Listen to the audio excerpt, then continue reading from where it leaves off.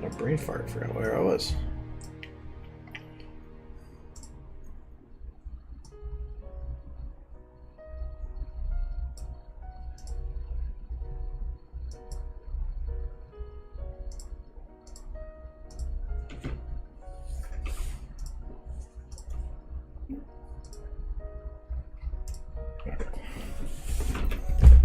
Hello.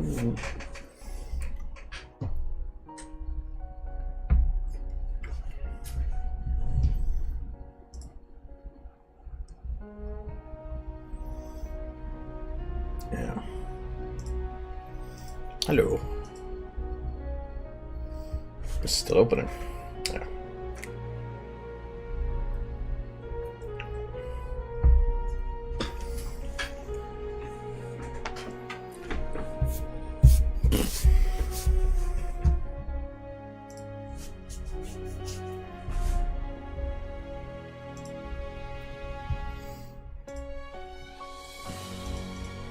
Oh yeah, this is the tour map.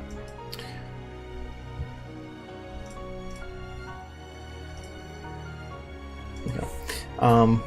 Yeah, anyways, hello. It's Friday. I almost said Tuesday. Wow. Alright. Good evening. Anyways, no, hi. I was gonna make sure I mentioned at the beginning, if anybody has any questions or wants to see stuff, definitely say for sure. Because I have to try to remember where I am in the meantime. It's been like a week and a half since I touched this. But yeah, remember if it's the point of the stream. So if you have any, wow, it looks creepy like that. I don't know if that's any better though. Yeah, if there's any questions or whatever, let me know.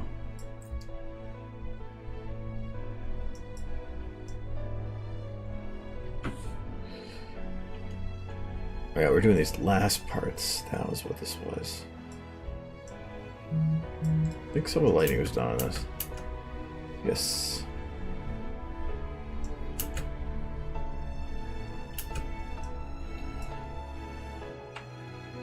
Okay, I can't remember the music portion though.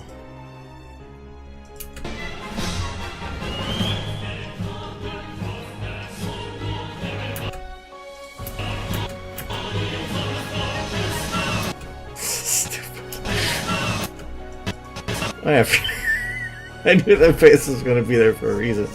Forgot about that. Hello, face.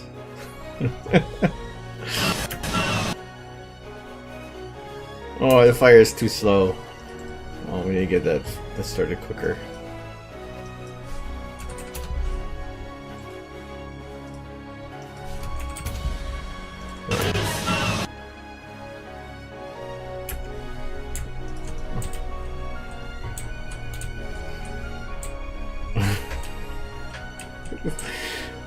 That's a good face. It's just kind of funny at a distance too. Well, it gets super flat when you zoom. Alright, whatever. It's fat. Don't worry about fat face right now.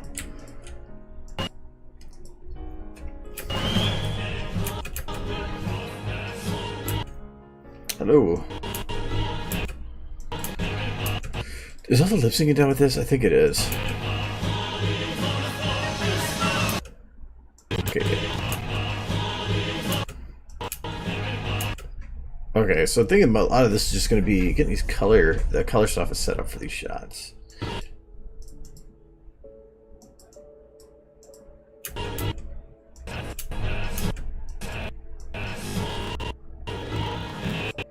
Okay, so this one has no coloration, right? No. Really, I can copy just about everything from here. Is it the same camera position? Exactly, so yeah.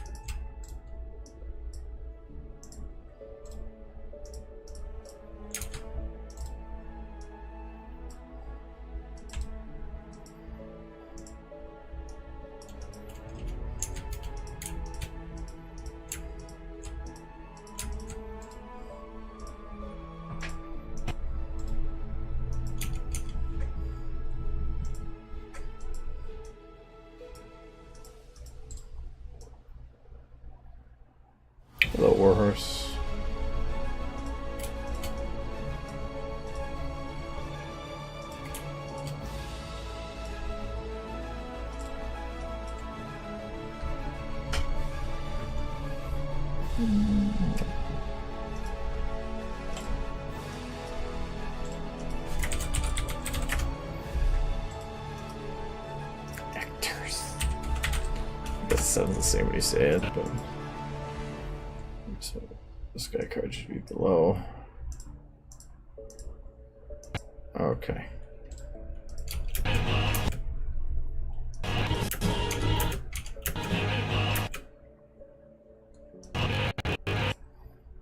Oh. I was like, why is this thing's moving?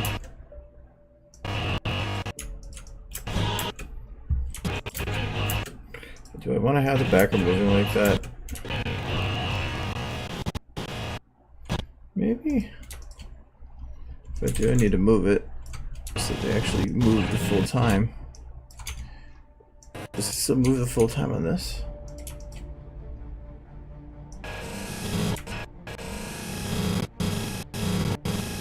No, they don't.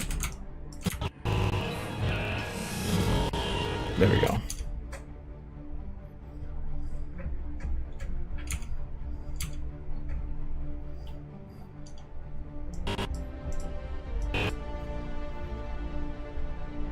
I don't know of a single person that didn't like Gem Pists, so yeah, you're gonna be. So even your Crackles, like you said, what?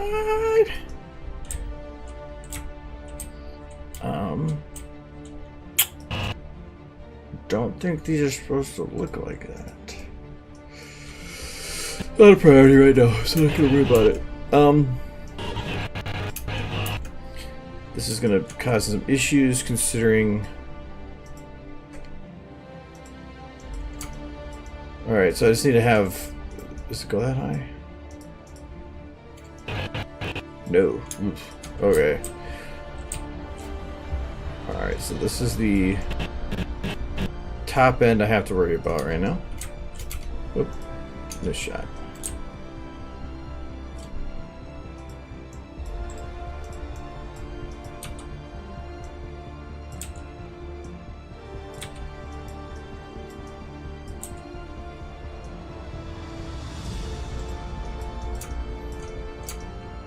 Still not quite, so need to make it a little bigger. I don't actually go below the horizon, so this is fine. Alright, looks good. This is also, like the previous, this is going to be the sky card adjusted. There.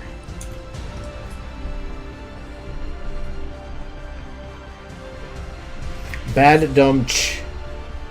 I think it's bad dumb, not bad dumb. Bad dumb. It's dumb.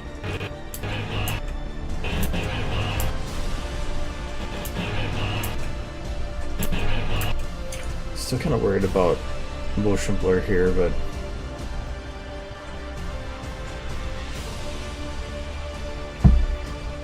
it'll be fine.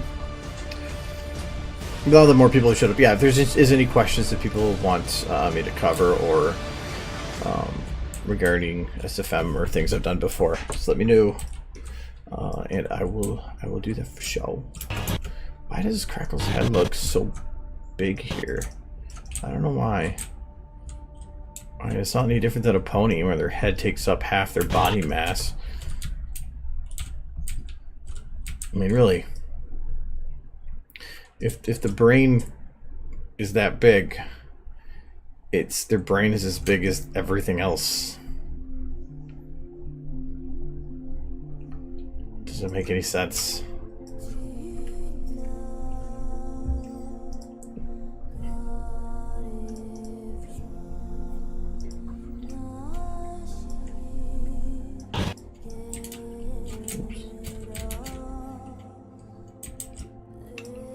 Alright, so for coloration here, the ground is essentially fine. If anything, I might want to raise some of the spikes up a little bit.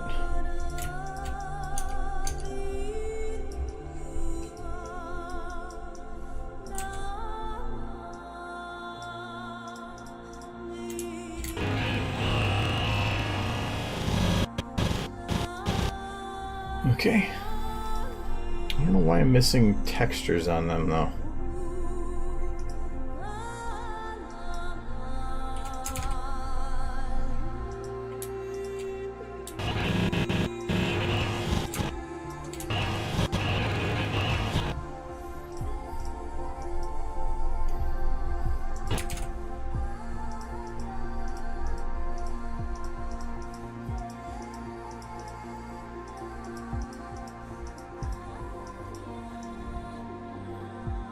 Okay.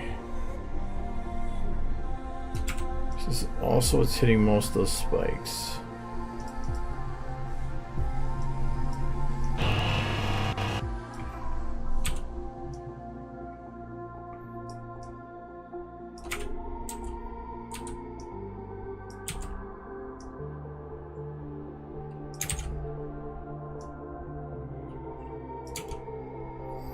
Leave it like that for now. What does my camera look like? I'm pretty close up.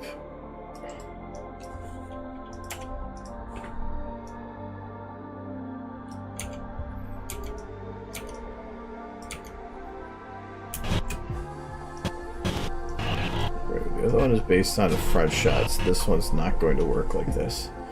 So I need...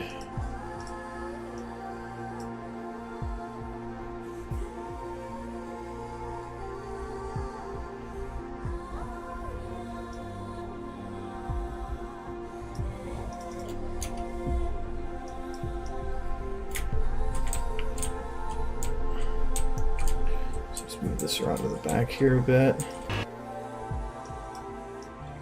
Move this around the other side.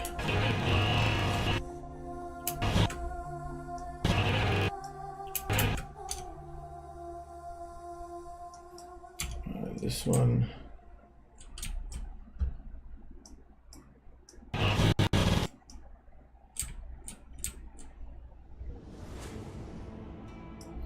Do that.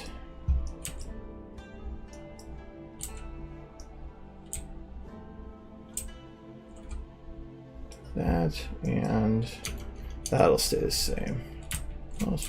Yeah, I'll keep that the same. So that should... Oh, these ones. There's where there. It lights up the eyes a little bit because you need to make sure they're visible. Alright, and this is the skybox main. What does this one do? That's just a little extra color. This is what I'm looking for. Alright.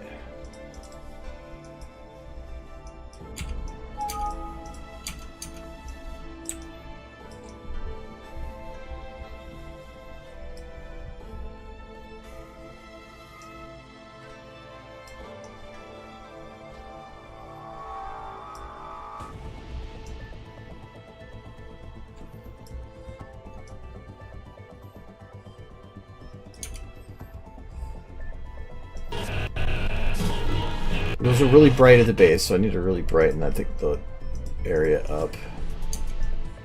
Yeah. Grab this one.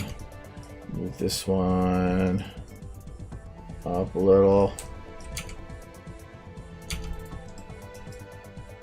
Brighten that there one up. What do you mean a metal covering?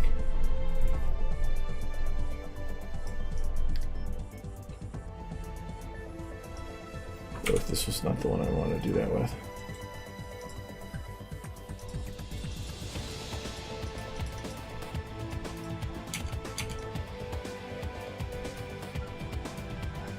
Oh, I see what this one was. I forgot about this one.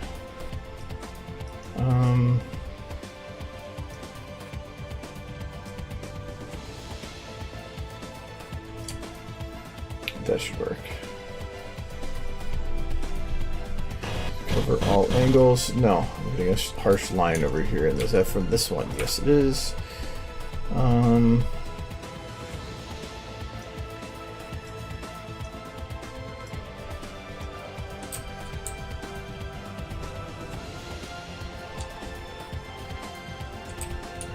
See if that works.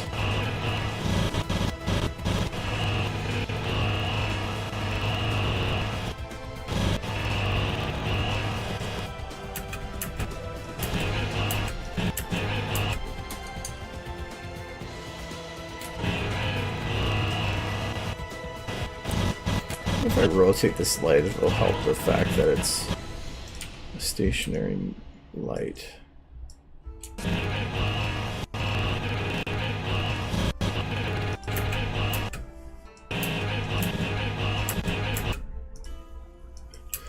What is that noise? I think think I can just move the light with it. That should be fine.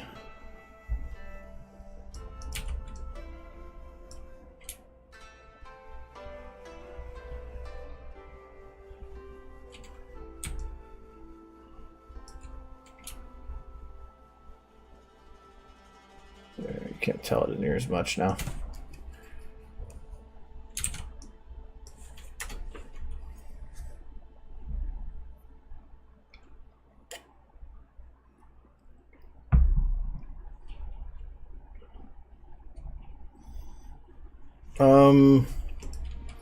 I probably did. I still have a bunch of messages I haven't read through yet. I usually build up a couple before I go through them. So probably I just have to get through it. If it was on DA especially.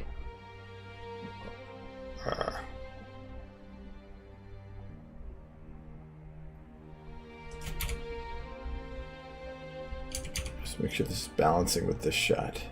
Oh, these aren't actually supposed to be lit. So that might be why they look effed up.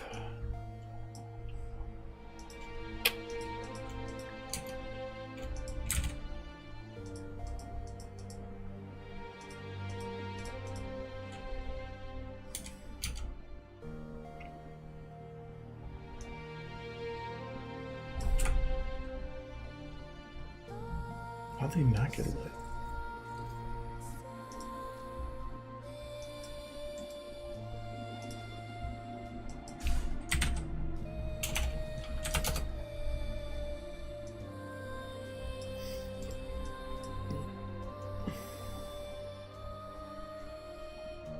Oh, nice.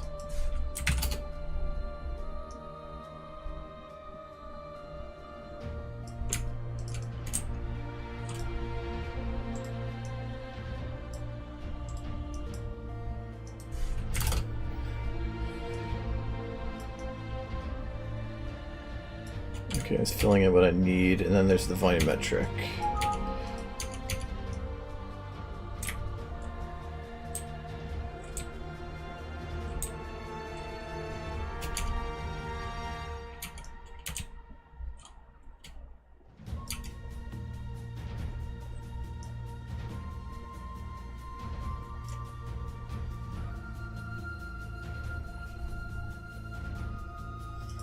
This seems like a wallpaper right there. Just alright, I can consider this one to be red. I have this one.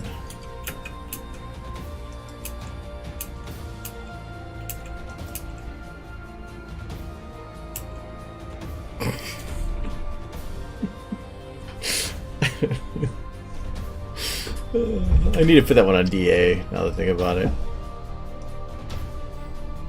Actually, because I always love you guys do pictures, so I do want to put that one on DA because I don't know. If I do, I want a title for it. That's for...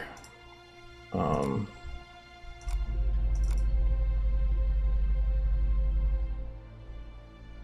I put it in here? Oh, here it is. Lyra Hugs is what it's called right now. Though I should probably render that out in a higher resolution. Right now it's just kind of creepily low resolution. 720. Not best horse. Which that kind of reminds me of this one. Moved up with remedies. Oh yeah, it started with a whisper. That was another one that was pretty awesomely named.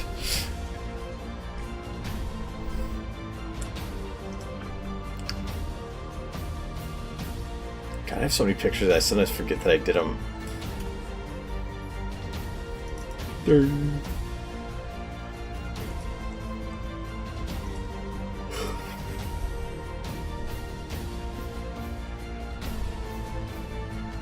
Found a metal covering that's similar to the floor in the Tempest song. Sorry, why are you working on something else? I thought you were like in the middle of 4 things.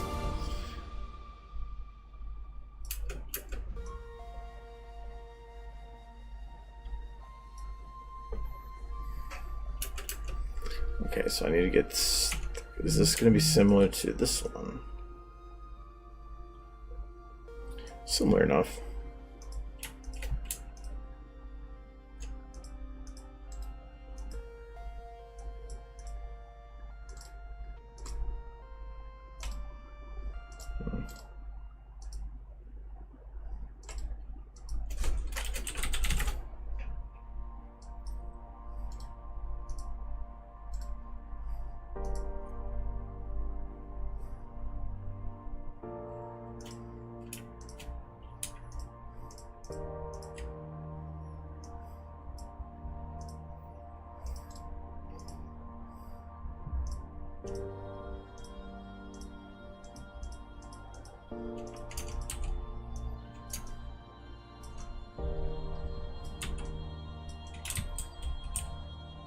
Which one is this? Which one's this? That's this one. Alright, so I'm gonna get rid of this one.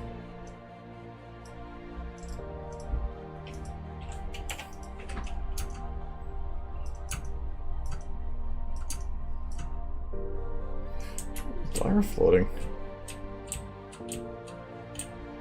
I thought I had Lyra on a hill before. Ah, I was over there.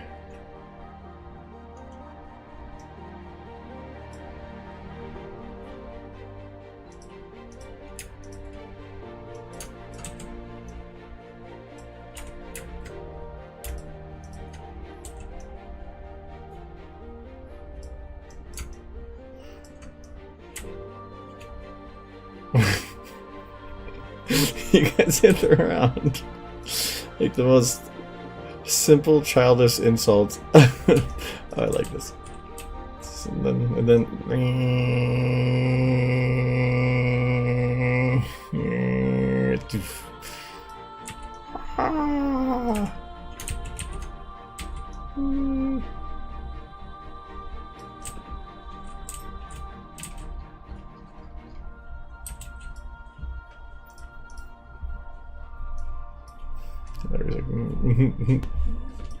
That's where he is.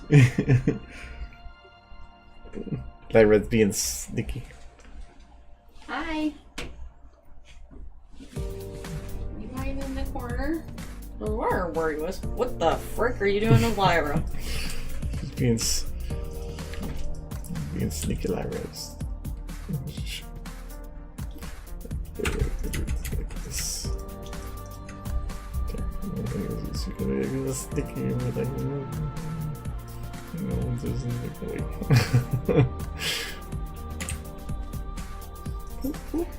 Sometimes I worry about you.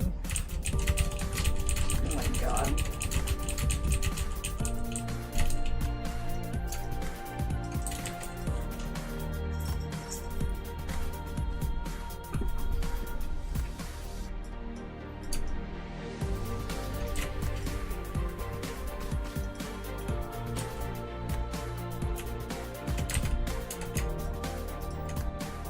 To make sure to do both these at the same time.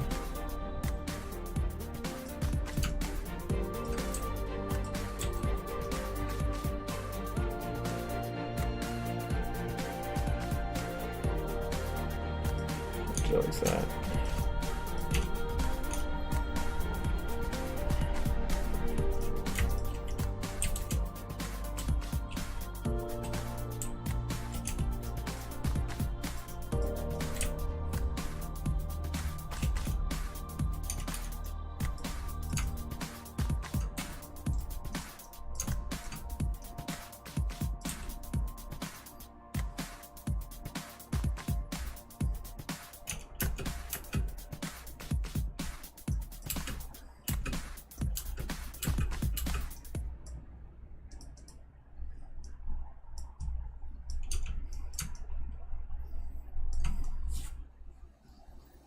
Actually, I liked when it comes to Spike, DWK had said that it was Spike tends to be the only one that really speaks logic and reason for the most part, but that either him or Twilight are the ones that have the words of, or that actually or smart enough to solve some of the issues, or like at least be the voice of reason, I guess. And it makes sense. Spike might be a tool for a lot of things, but he's also probably one of the few characters that constantly is there to make sure things are solved in the end.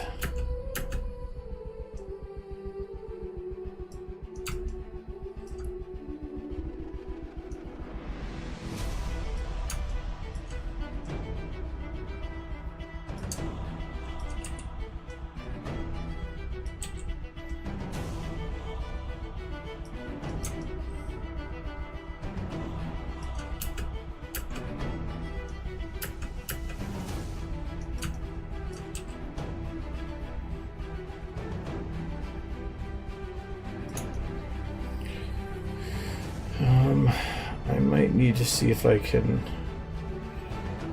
utilize the 3D skybox in this one. No, well, maybe. This one it doesn't matter so much. This one it does, I think. So let's give it a shot.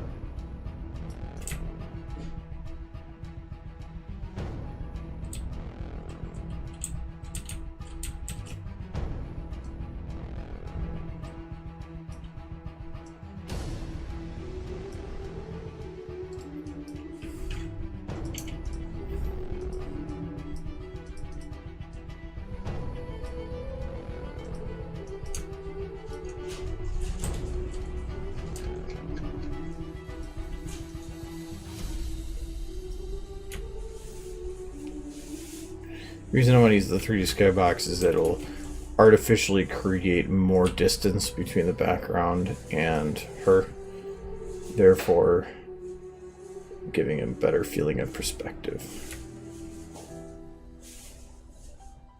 Yeah, it didn't seem to change it much, but what do you do? Oh, this is, yeah, I might keep it where it was. It's not going to look any different because the lights are already set up over here.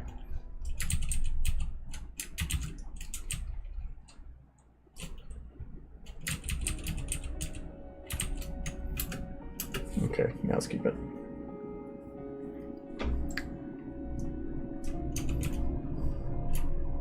No, you did that. All right. Can't remember what I've done anymore.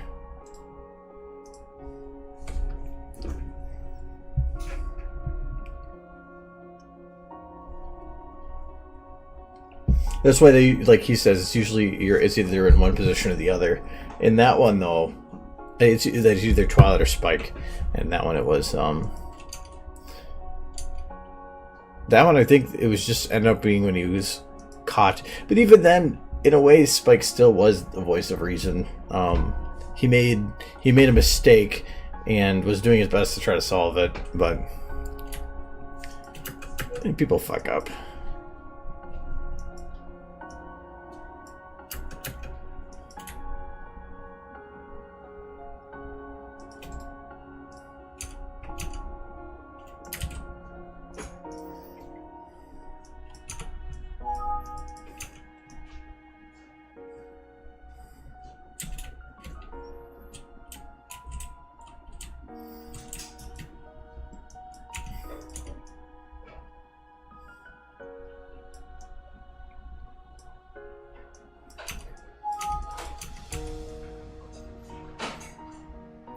I don't know why it wasn't letting them before, but it is now. Is that ground right at her feet? Yes. So I don't have to worry about hitting the things.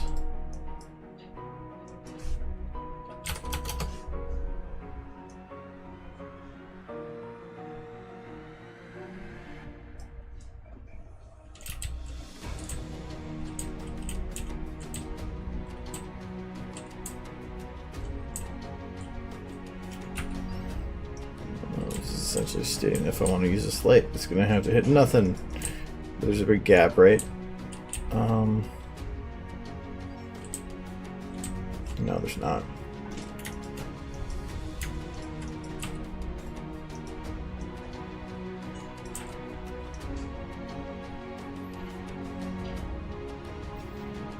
No, there is.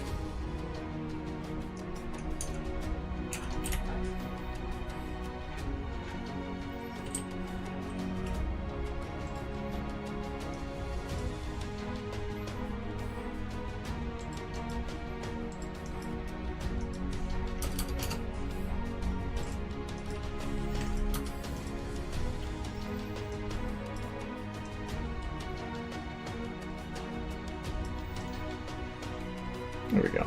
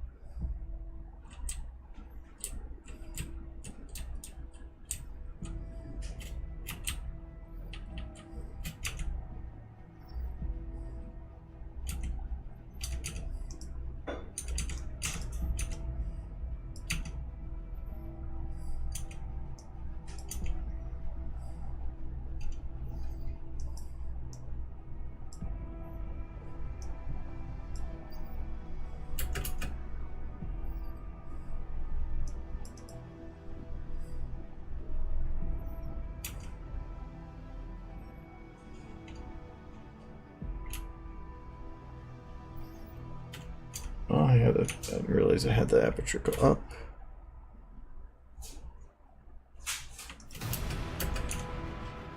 So it's maximum aperture here. It's maximum? Oh. Alright, now I'll light her. Maintain quite a bit of light coming from the right. Alright. This shouldn't be difficult to make that work.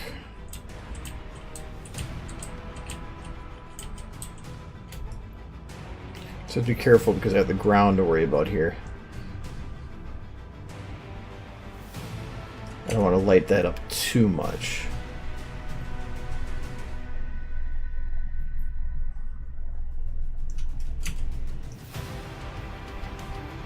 Okay, so this is going to be the opposite room.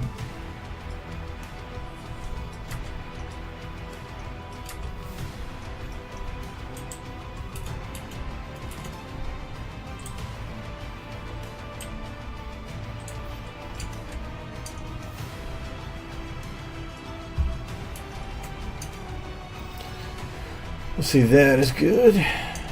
This one, what is this one? This is probably gonna be the main light. I don't know what's hitting the ground.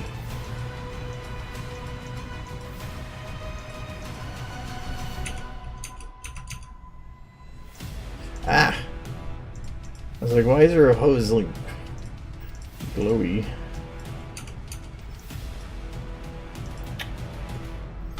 Hey, Nightly. How's it going? Yes, Ciderfest. Yeah, only, oh God, 1 week. That's a reminder that there's probably a live stream for another week because of conventions. Bring down the radius a little bit. I'm probably that good.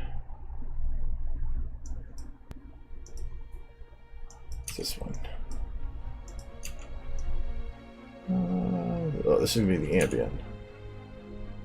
Actually, that looks pretty good. I think I can probably increase the lighting on her edges a little bit.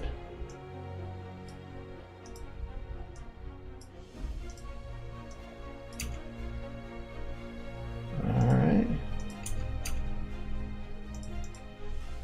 Highlights missing. How does it look in the other one? What is this one actually doing? Straight at... Puts her a little bit of a darker in the back. Okay. Close.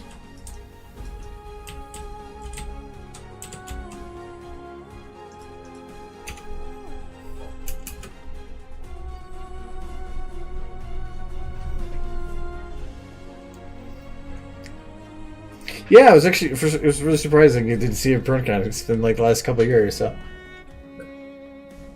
should be fun. I'm super busy, but it's gonna be fun. I actually had some other extra stuff come up to potentially do, and I had to turn them down because like I have 6 events I'm doing. I don't want to do a 7th. That would be a little bit a little much.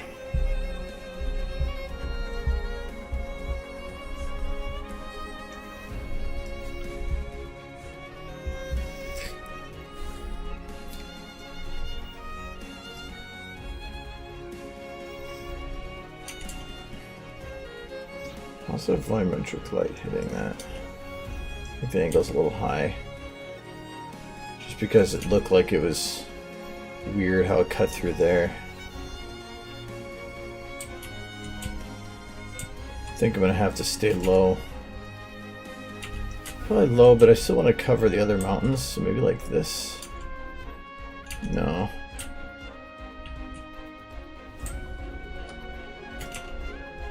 Also do it like this. Actually, that looks pretty nice.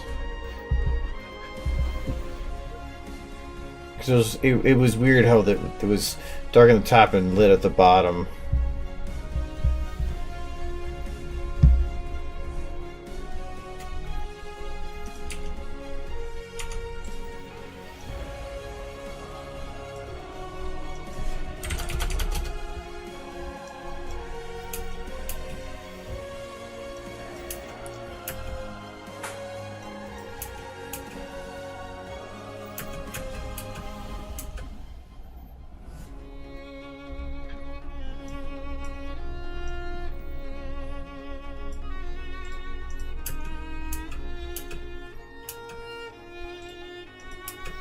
Okay, guys, so this is the lead-in I have to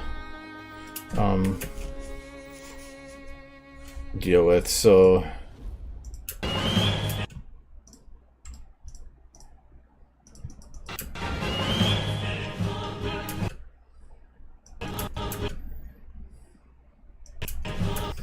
think I'm gonna need to look at the other map because I'm thinking about how to get the 2-shot, because I don't want to suddenly have it jump from Ponyville to this, and trying to think of a decent middle ground. But I think I'm going to need to go those shots to see.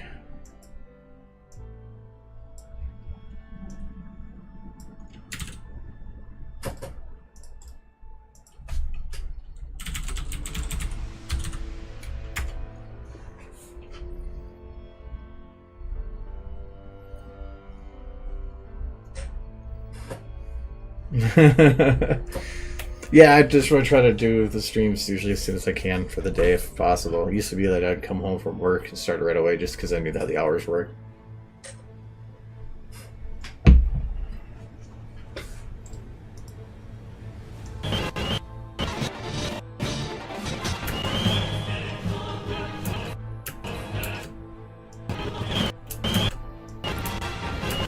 I swore I did this one. How did that get moved? I swore that that was originally not in a house.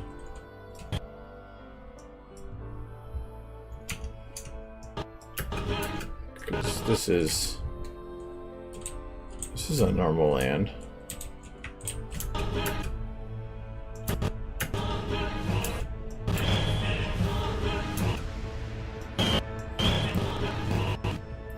Yeah, I will have to fix. And that's broken, but I think yeah, I think it's just might have been planning something different, but I'm changing it.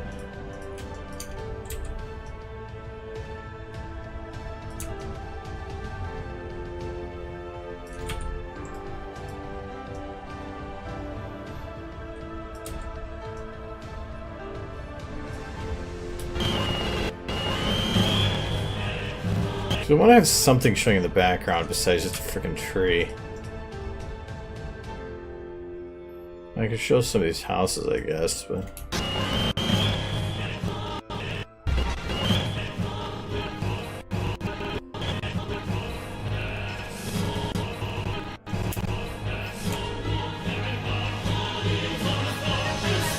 It just looks bad with the background.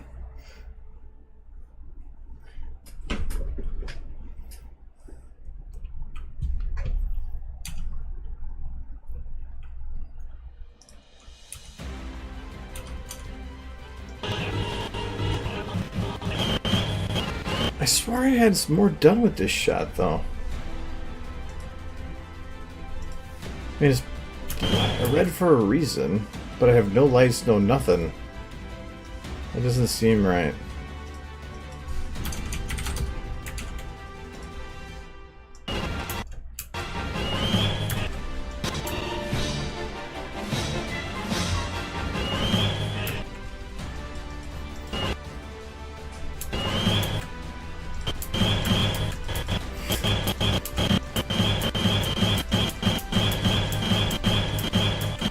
That's the face you want to see with that sound.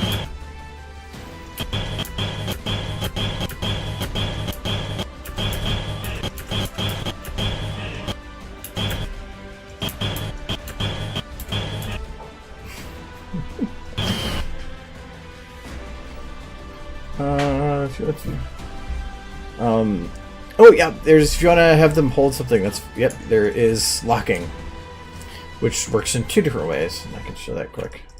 I don't want to touch the Lyra, so we'll... They said use, so I will pull up my LC.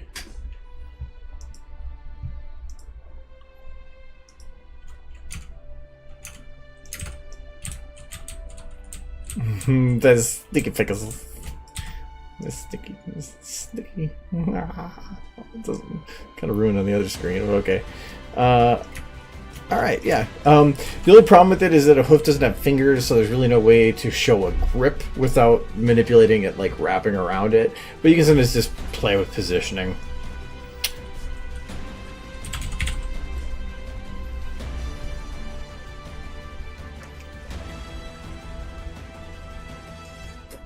Nayli, when are you getting there Thursday?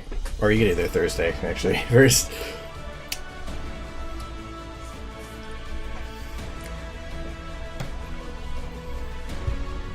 Swan mug. There we go. Pint.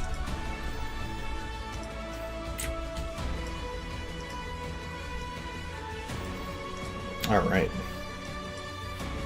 Really easy. 2:30? Okay. We won't be there till probably close to like 6 or 7 o'clock. So we're not doing the pub trot or whatever, but we'll be there. Alright, so you want to make arm hold things. So I'm going to just move this into position. If it's a bone locked item, something will state it. It's a little different. You don't have to actually position it, and I can show you what that means in a sec. But let's say that I want to have it hooked in the hoof, because that's just going to be easier bit here. So let's say hooked on the hoof. There. So first you want to figure out what bone you want to have it locked to, because that matters. You don't want to have it locked to like the forearm, because if I did it that way, then these are going to move independently and be weird. So in this case, the closest bone to it is the right ball. So I'm just going to go and look for my right ball, and if say it that way, it's different. If you hold the control and just click a bone, it'll actually highlight it on this. So if you're unsure where it is, just click it and it'll pop up and it'll open up where it is. But we're going to go to our right ball, and we are just going to drag and drop this bone onto this one wherever we want it. I usually prefer to lock it to the to the root transform for this. So I'm just going to go to the root and voila. Now they're locked. So if I move the right ball, the object moves with it, and it moves from here. Yeah. So I can get drinkins.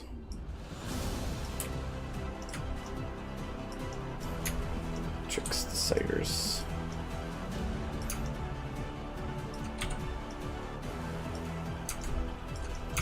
This. Drink all the ciders.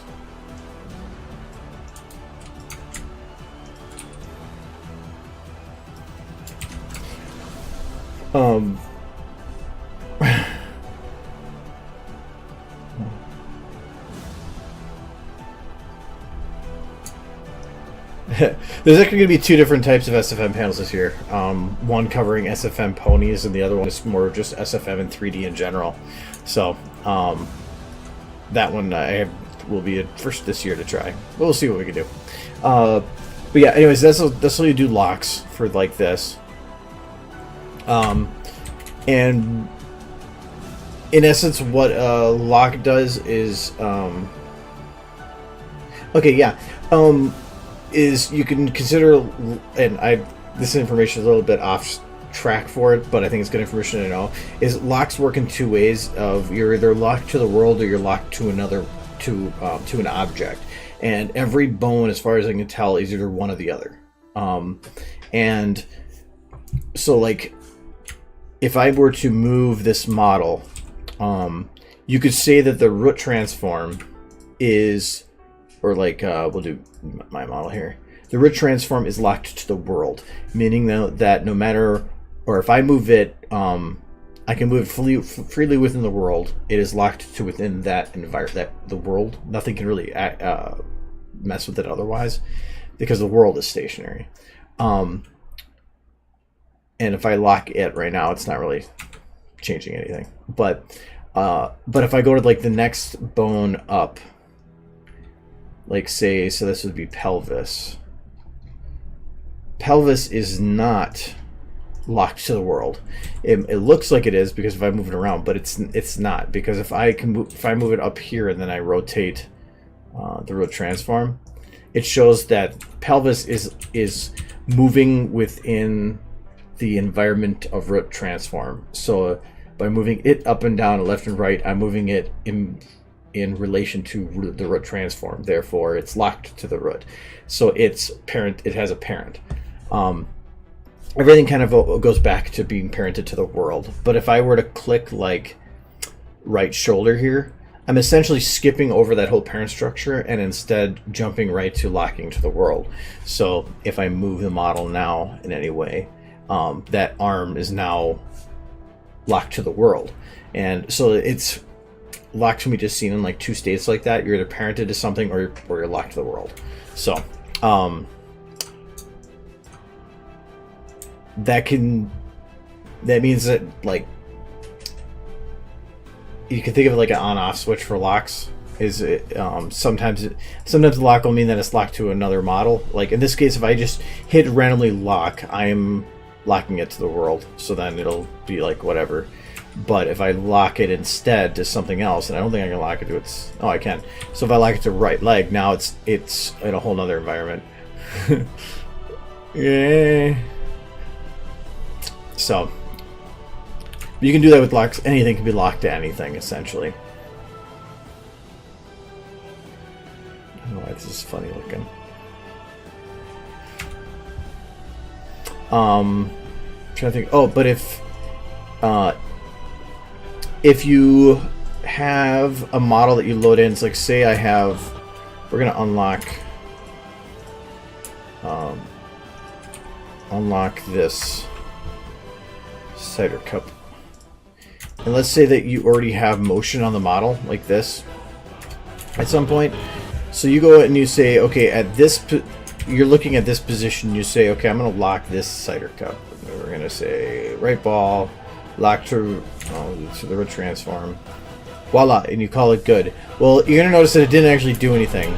It might wobble a little bit, but because when you locked it, it didn't like lock all of its motion to it, because if both of them had individual motion, they're both going to move individually. You have to kind of pick how you want that to work. If you're like locking like here, where it's just going to be a mug to a hand, it's going to be just, you want to make sure it's capital motion. You can actually see this counteractive motion here.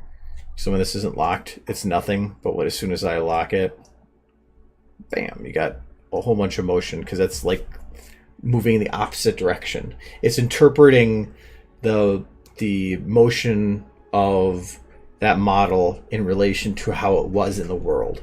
So but to fix it is you just pick that point where it looked good. If you hit playhead means to copy all the animation across whatever the selection is, in this case everything, to what's at the playhead.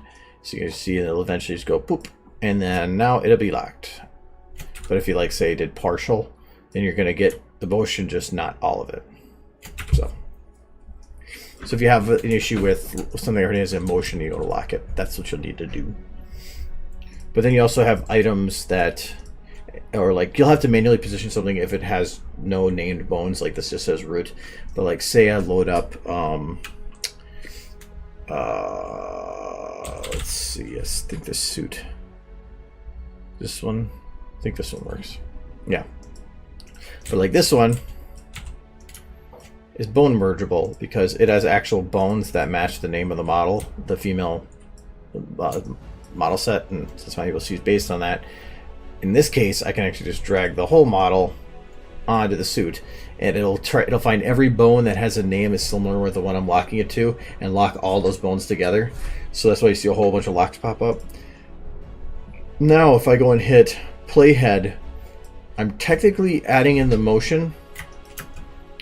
Like here, it's a little weird, but it's I'm doing that, but it's not. I want it to actually be on the model. And instead of manually positioning, what you can do instead is hit 0, which means because all those bones now has a parent on that other model, its 0 position is the same position as its parent. So if you hit 0, it'll just kind of slide into position and be matching up with the parent. And there, voila. For bone mergeable ones, that's the easiest way to do it.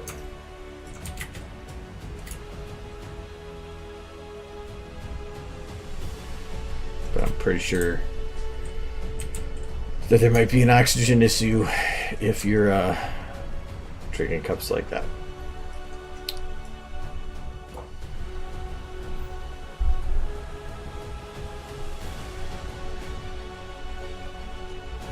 Well, yeah, I use this the motion editor for everything because that's just my preference. It's just what works for me, but it doesn't mean you have to. Technically, the best method of animating would be using both the graph editor and the motion editor together. Graph editor to me is more used for the building up the rough or the original motion that's going to be rough and probably stiff, and the motion editor is for cleaning it up. That's the way I've always seen it. So, but it doesn't mean one or the other is better. I think they're better together. It's just stubborn, I guess. Never really bothered learning how to use the other one. But whatever works for you, it doesn't mean one way is better than the other. It just comes down to preference.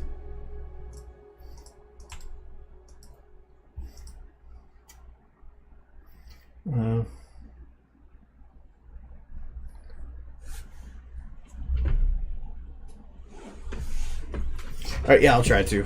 For the concept. I know I have a half-hour overlap for the PABs and the sorry, going back to Cider for stuff for nightly. I have a half-hour overlap where I have a half-hour time where I have 2 panels going on at the same time, but I'm not worried about it because it's the end of the anthology panel. So that was like a 2-hour panel as it is. I'll just leave.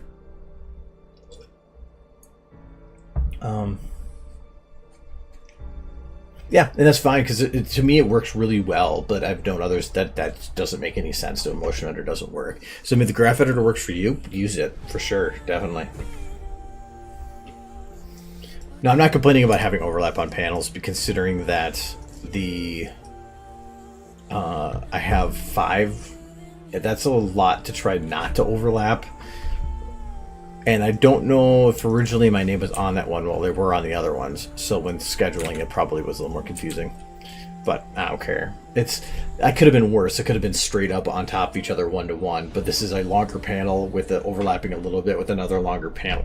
I don't care.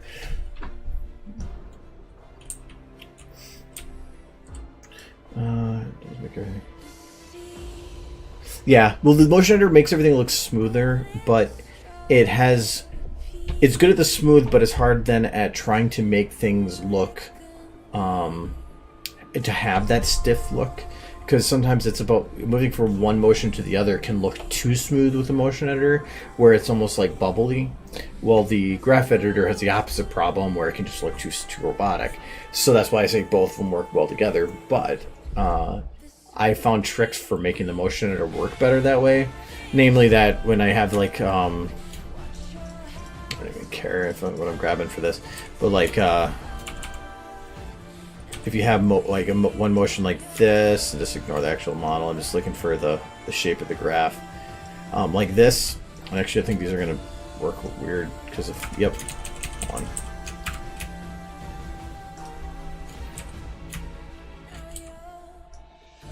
Just like this, that'll work.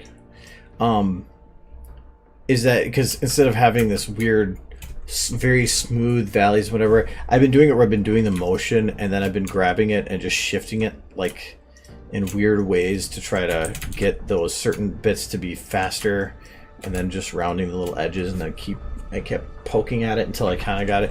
I've learned some tricks lately because I've been doing a lot of cleanup stuff, and it's actually been working really well to do it kind of that way, where I do make it look really, really smooth.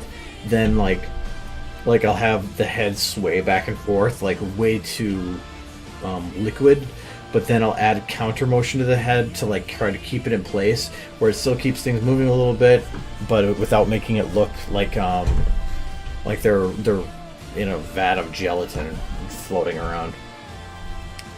But that just comes with putzing. Like the more you play around with it, you just learn tricks. So that's why it's better to keep your mind open to different ways of doing things and explore. So I forgot what I was doing here. Oh yeah, so this is really bugging me. I swear I did this shot.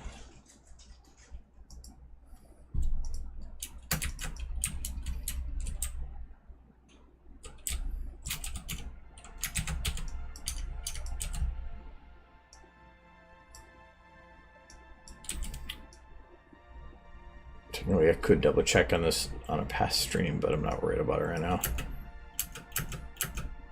Because I thought about when this hits to have the spikes that are in the other shots come up from behind, but I feel like there's not going to be enough. It's so zoomed in, it's probably not going to be noticeable. All right, see you later.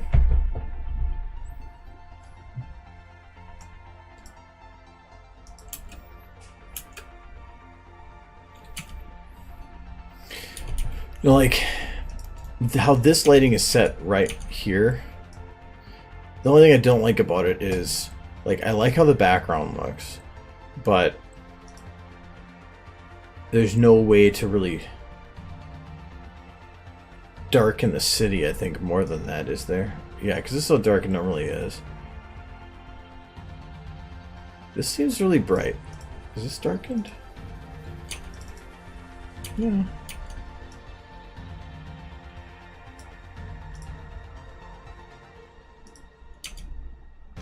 This one wasn't? Oh, these were brightened, that's why. Nope, I had this wrong. Okay, that's what it was. So this is 0.029. This actually needs to be darkened.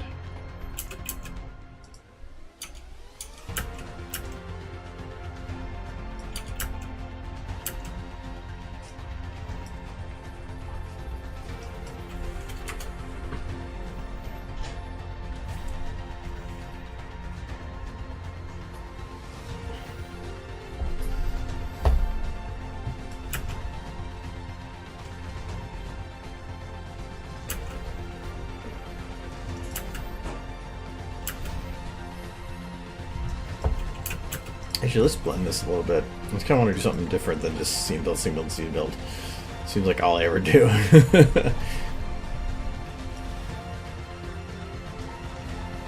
Yeah, keep that open.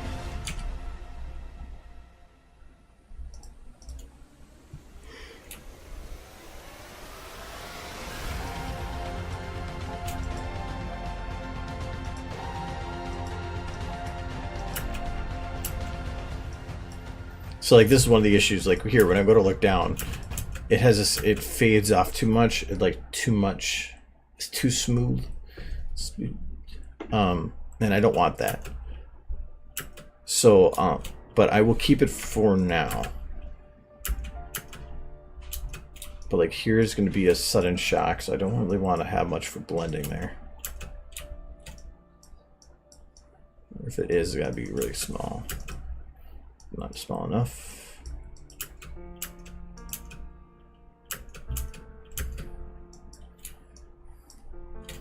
This one can blend a little bit off here.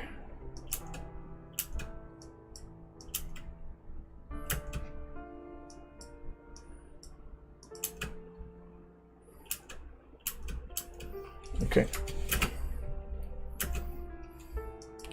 I'm not going to worry about like the living motion right now, which would be like the extra motion in between some of these keyframes.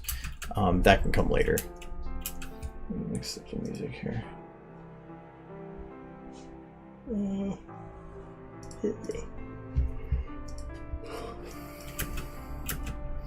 Okay. So for one, she goes and leans back a little bit. So I want to have like a little forward motion that pushes her backwards. So first I'm just going to do it.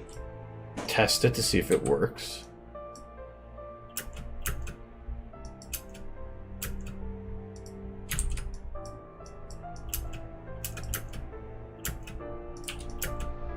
And try to get the timing down, maybe.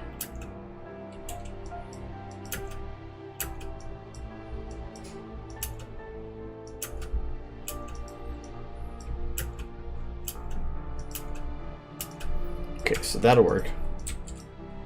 And actually, you know what? I probably don't even need to worry about legs and stuff. That's what I was trying to do, but so that just kind of creates a little bit of like a, because she's going down, that she's pushing into it, pushing back.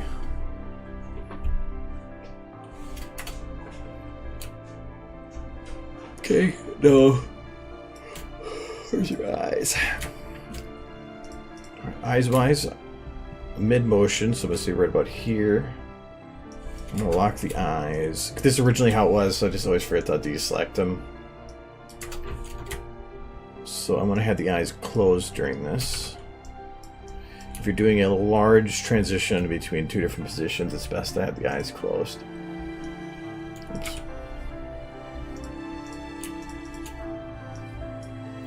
So I'm just grabbing all the flexes for the bow and hitting 0 to make sure I'm at nothing. And then hitting eye close. Like that, because if I don't hit nothing and I just go eye close, I'm going to get like crossover. I just want to time it so that when the head starts going down, the eye starts closing and opens up once the head's about in position of focusing forward. Like that. Alright, the head I'm going to have lag a little bit behind as well.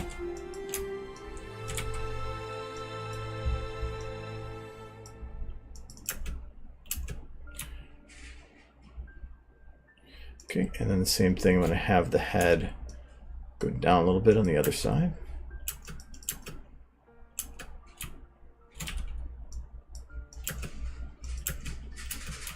All right, and then I'm just going to put larger in the middle here with neck. Go down a little bit. How do I know that? Just from doing this long enough.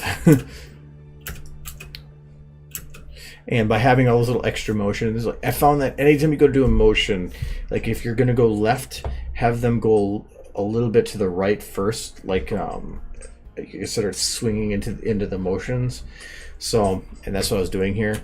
So before she went down, her head lagged behind, the body went down with it, then the head kept down a little bit and then bounced back up again. It makes things feel way more fluid. But then like right here, the head feels a little stiff. So I'm just gonna grab a little spot right there. That's one thing I like about the motion editor. I'm just gonna, oops, not ramp, round. I'm just gonna smooth out that area a little bit to make sure that I'm not getting left over. Probably gonna have a little bit of body motion down because I just want to make sure things stay moving and aren't like that you can't tell that like the neck and the head and the body are all locked, right? Because they move stiffly like this. You want to try to keep it nice and smooth. Like here, I'm not really liking how that turns out. Actually, that works out pretty good.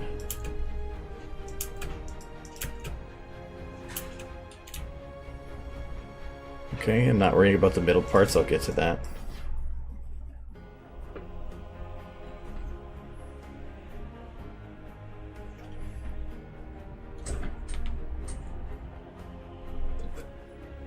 I'm sorry. Yeah, in terms of the game, the feeling like PC gaming. That's actually one of the reasons I liked it, and I think I felt used to it early on, was because it actually did feel like a video game.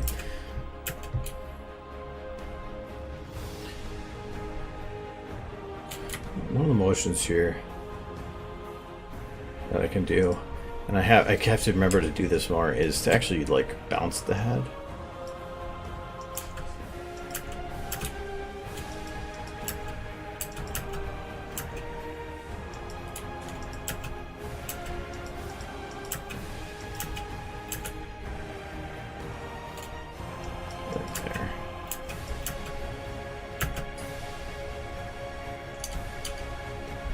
Yeah, hotkeys are like my bread and butter. I love hotkeys. Like at work, because I do a lot of computer stuff. I learned as many of the hotkeys possible on the keyboard. So I'm like what is it? Acrobat to open up separate tab, or the preview windows for everything was Control Shift F5, which is a really awkward position for your hand to try to go into. But with that and Alt F4, I constantly am jumping back in between. All right, so she's getting surprised here. But I want to have her like probably dip a little bit.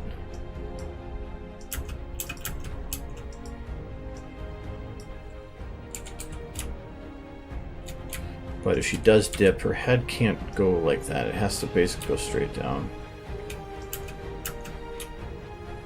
Because I want to control it separate. So now we can do the head.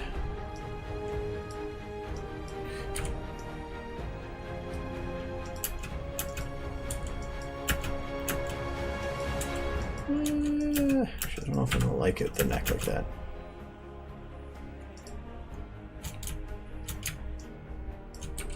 Okay, so I don't think this is going to have enough time to lag really well.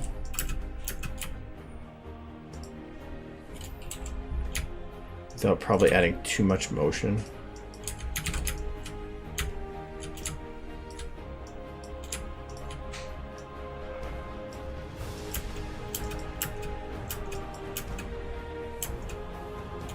I think I'm going to have to actually, because she's scared, just go right into it. Probably start with her head down instead. Exceptions to the rules. So like right now it's going too slow. It's going to speed it up. I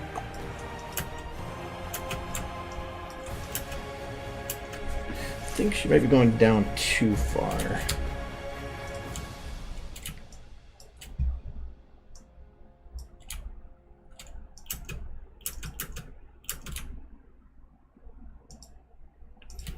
That should work.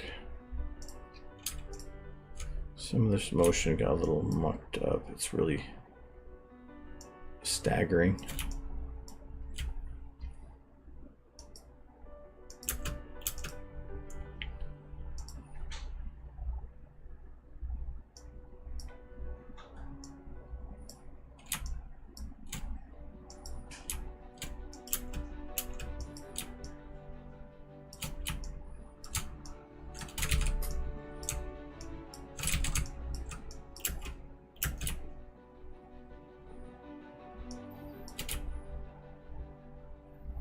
Make sure I'm not making this mechanical. Right, and here it is.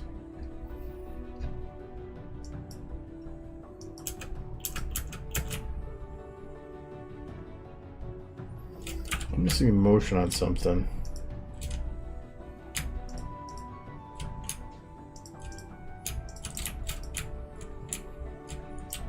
What are you looking at?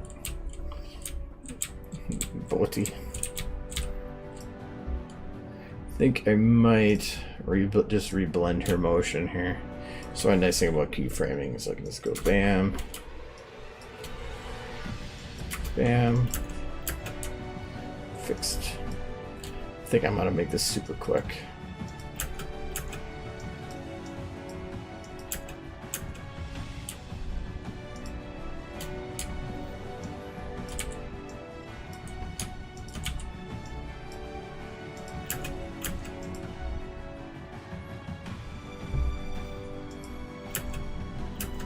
I might just kind of do some like stupid shake kind of thing when she does that too.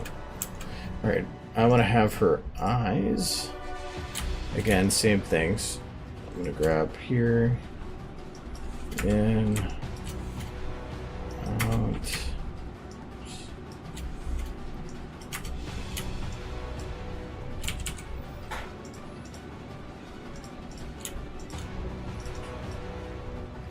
Use the squint one now. I think it's 0 away. There we go.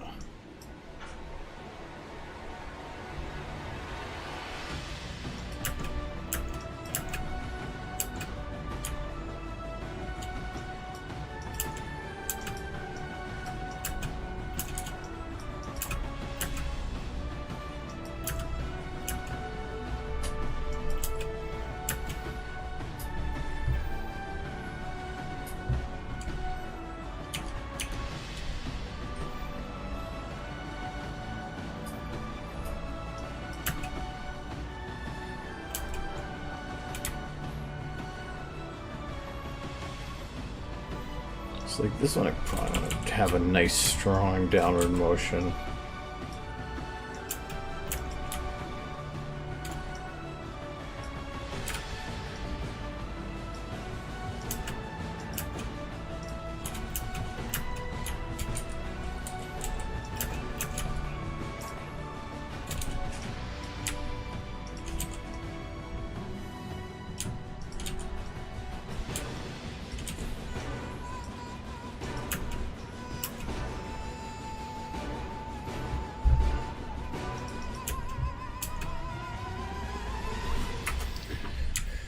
I'm gonna try something here.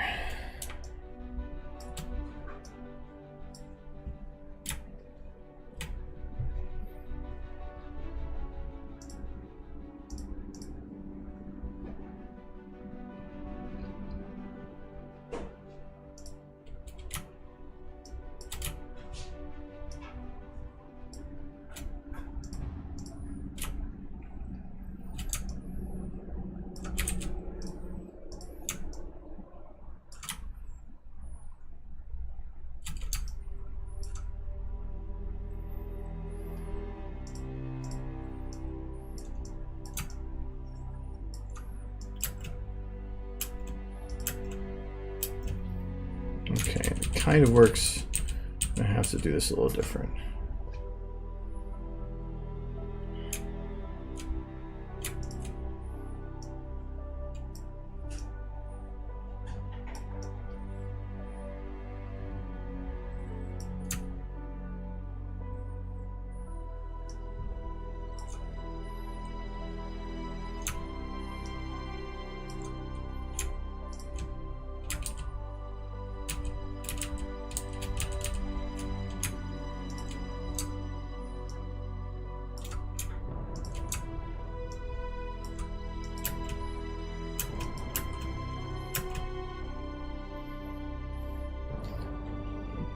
Probably gonna also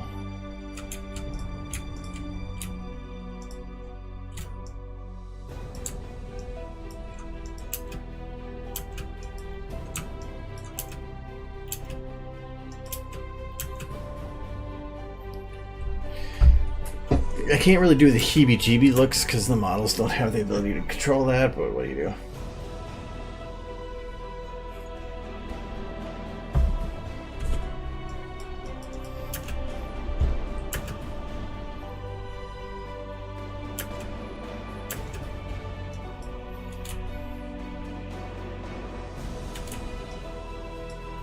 Okay, same thing with the eyes here.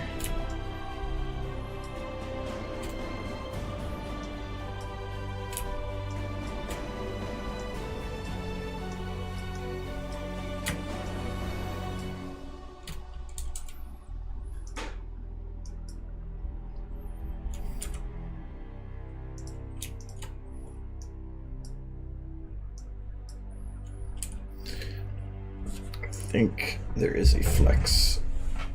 It is utilizing Lyra, or the not flex, bone. I think I repositioned it. Hence, there is still some crossover. Easy to fix though.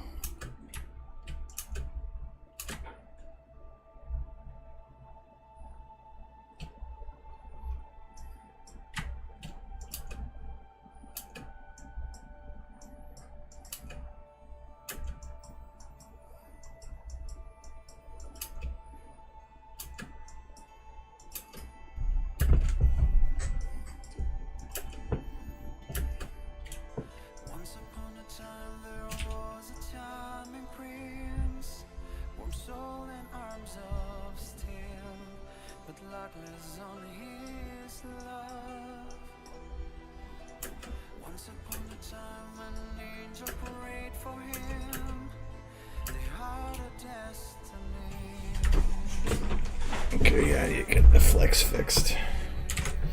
So what I mean by that is it's the actual eye, like this. I had positioned it in some way or another, but only way to fix it is to copy it from another model.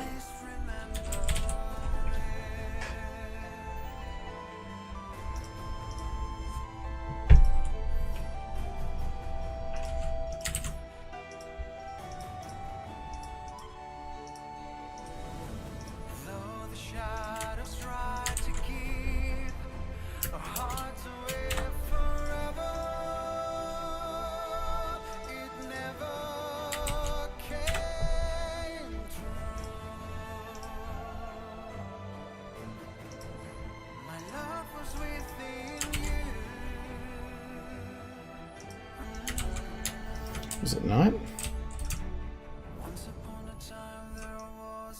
Has to be. Oh no, I bet you I know what it was. I am not paying attention. No, I thought it was going to be the cheekbones or something. It must be one of these then. Careful. Yes, there we go. Well, I don't want to actually modify the mouth during this for that short period of time, so I'll probably just find some other way to do it.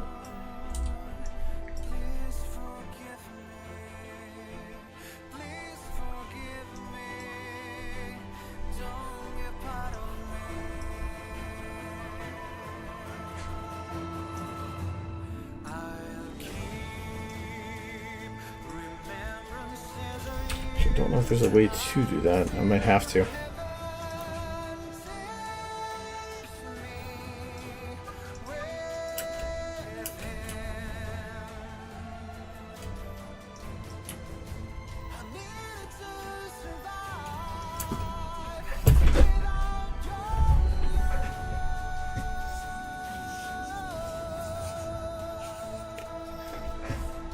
It's not the same chili.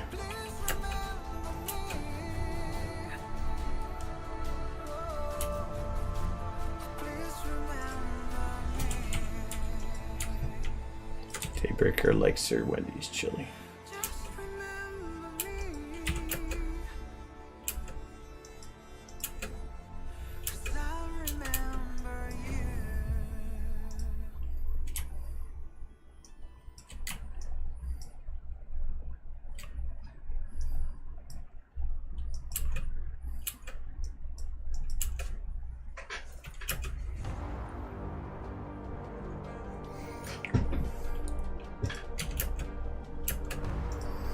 Okay, now I need a little extra motion here, which is going down.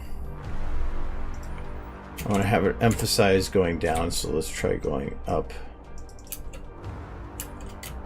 Okay, we'll do that, and then we'll have the head kind of bounce back a little bit, but then slowly raise back up.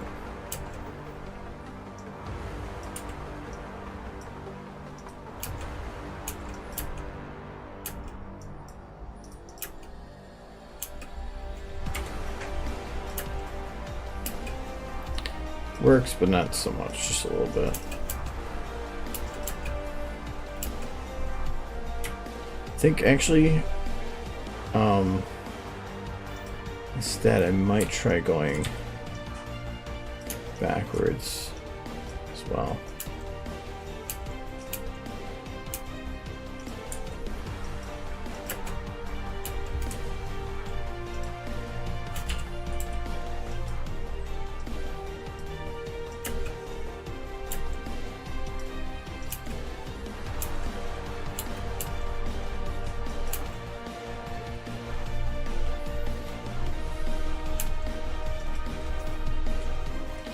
Alright, good night.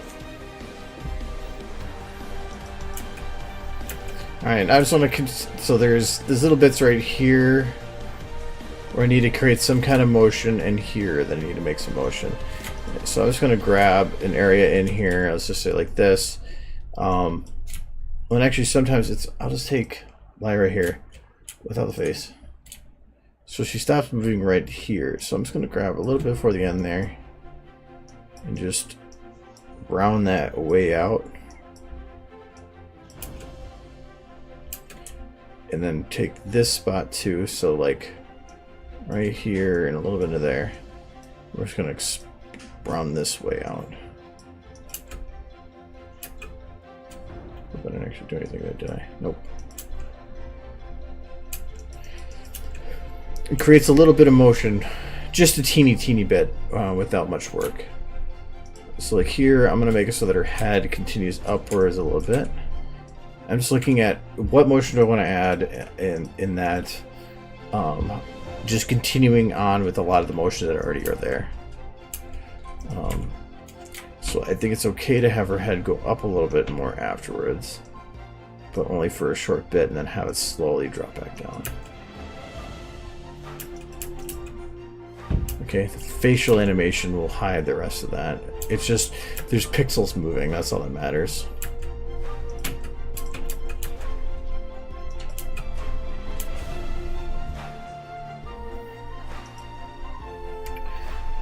Alright, on that upper face, so I want to play with the eyes and have the pupils go down to follow the eye. This makes it look a lot better. So here you can see that the pupils stay, so like at this point it looks really weird, and at this, well, this point's not too bad, but otherwise you get situations like this where the eyes like kind of got a high look to it. I don't want that, because I'm going to have the eye instead go down a little bit to like follow the opening of the eye.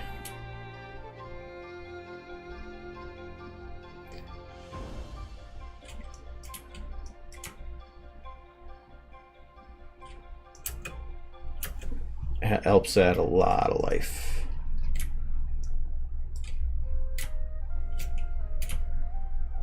Same thing here. Sometimes if they're looking down, it's not so easy to do, or like in this case,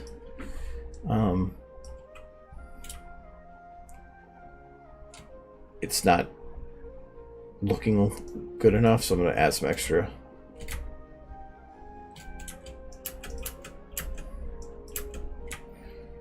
But also this probably need, though I probably should do this later, where it's going to go up a little bit.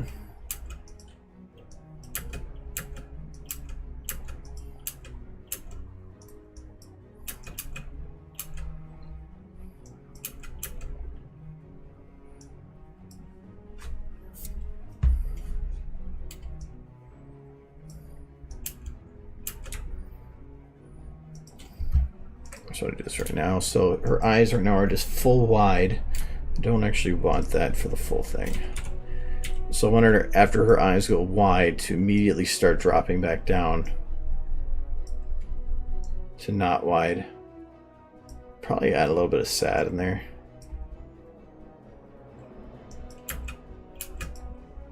Probably have it drop off quicker.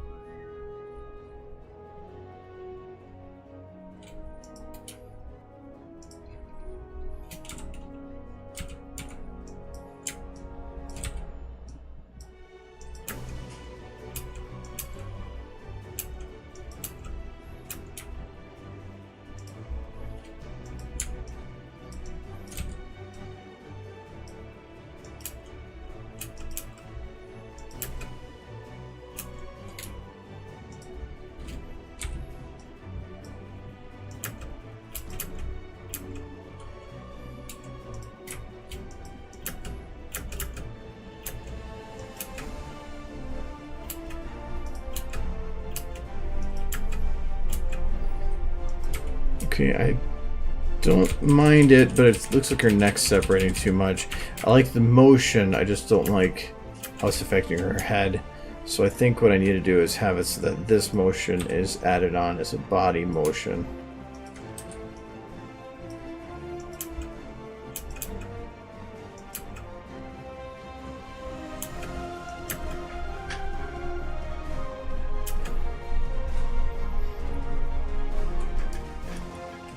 Yes, Liar's butt is jiggling. Well, they have a jiggle bone added to it, but they have too much rubberization. Like, I guess they got too much torque added, so that they basically wobble at everything. And when a shot first starts, the jiggles are like taking values from, I think, like the end of the shot. Like, so I'm playing through to here, and suddenly I stop it and I go to here. I think it still has the jiggles, like they're thinking it's at that point. When I start playing it again, they're now suddenly going, well, now I'm here, and they go to adjust, and so to do it, they kind of start wobbling. So, so that's why, like, if you want to have a shot actually look pretty good right from the bat, is you have to kind of select the point that you're going to start playing, wiggle a little bit to let the jiggles kind of clear up, and then start playing, and usually, it'll clear it out. But the butt, look at this, just off normal motion. Butts don't wobble that much. It doesn't make any sense. So I usually just go, because it's a flex, or a bone that you get when you enable the bake procedural bones, and I just usually remove almost all the motion. It has come in handy having the bones in the butt, because you can manipulate the positioning a little better for situations, but like if you're sitting, you might be able to flatten it more to the surface, stuff like that.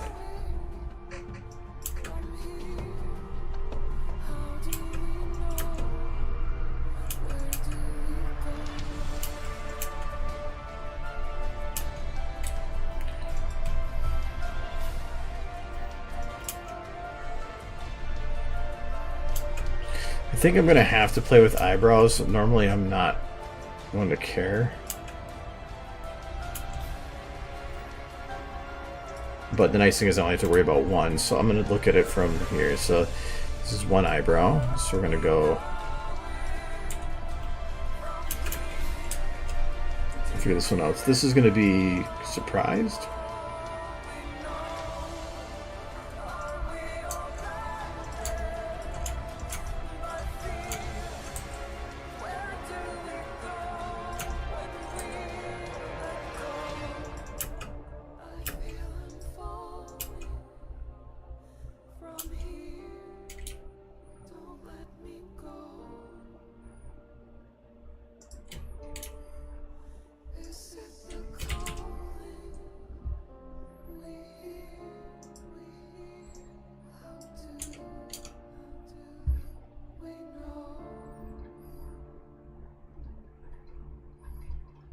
There we go.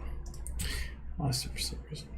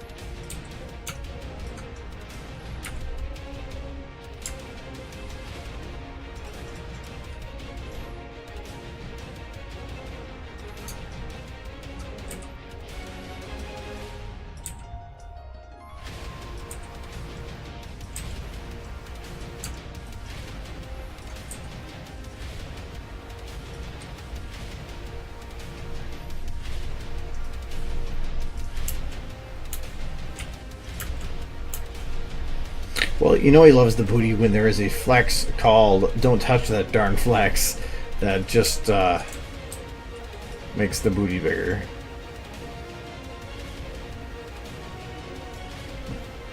So he had a weird generalism, and like what the hell is this? Like, rah, rah.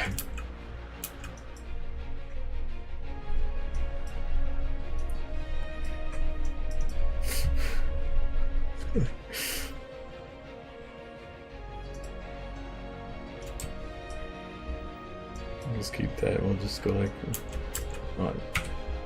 Let's do it. There we go. Hulk smash! Ah!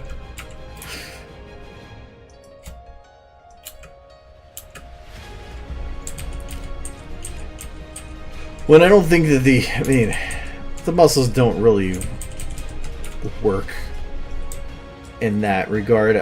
One thing I like though is that if you have a flex at 100%, it probably means that you are not getting the value that you need out of it.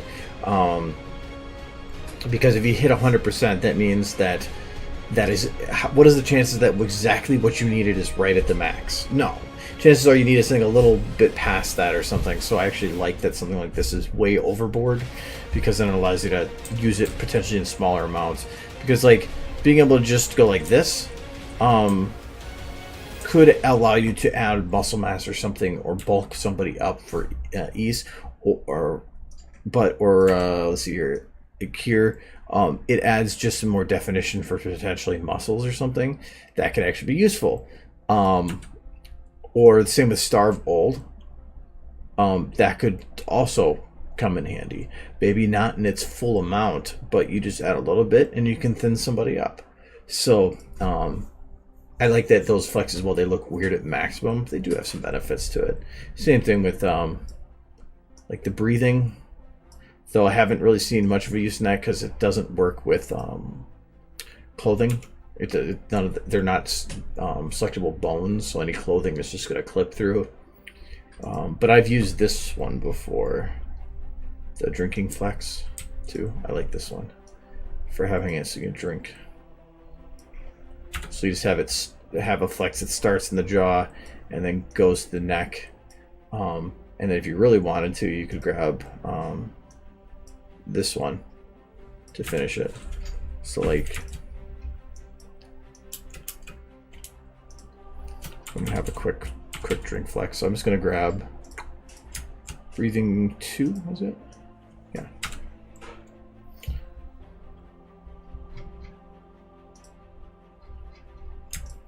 Boom. I'm gonna go all the way to 1. And then we're gonna go and deselect the jaw. And deselect neck. There, I guess a very quick swallow.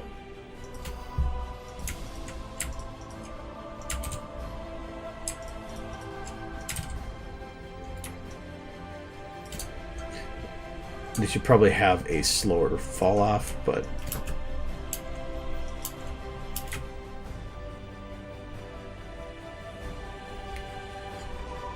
and if you really wanted to, you could then say, okay, well then their stomach is going to be smaller, and you can have it like hit the gut and go like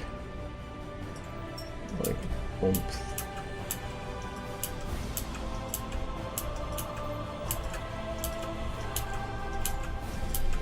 Kind of weird like that as it is. It's like she's body's doing something weird.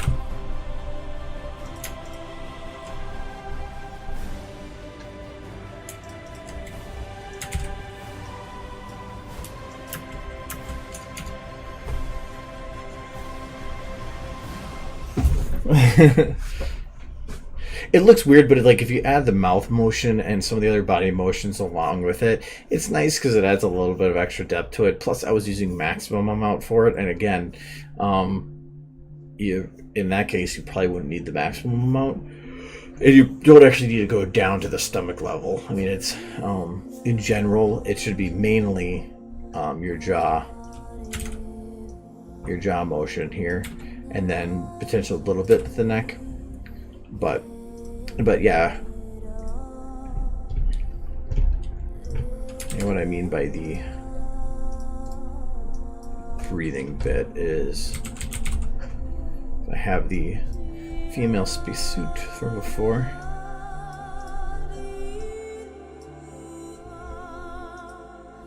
Oh, I had the wrong one.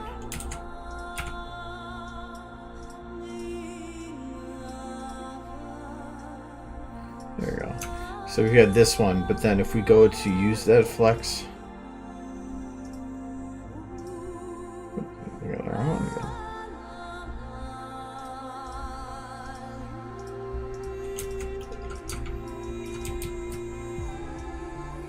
You're not going to see anything. There, you can see that one. So it's actually just clipping through because the bones don't know to look to check that stuff. It's the same thing with any flex in general. Like this way, if I open her mouth, it just goes right through the spacesuit.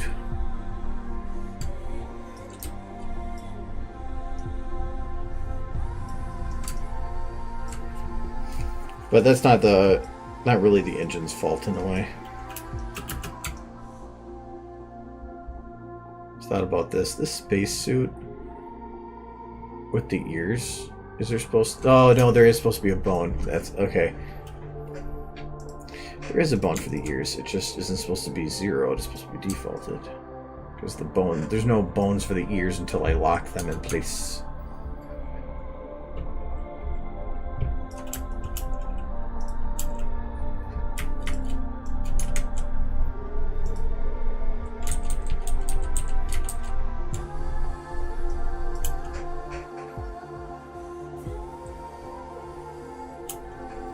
Space Lyra.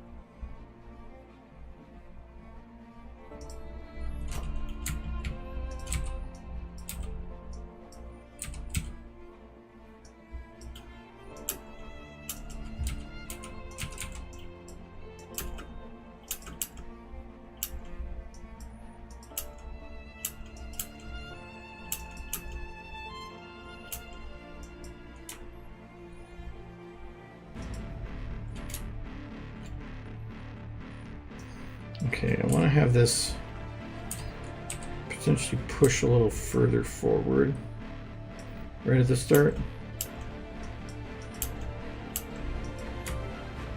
But I want to make sure that it maintains it's getting angrier as we go, which is going to be this motion.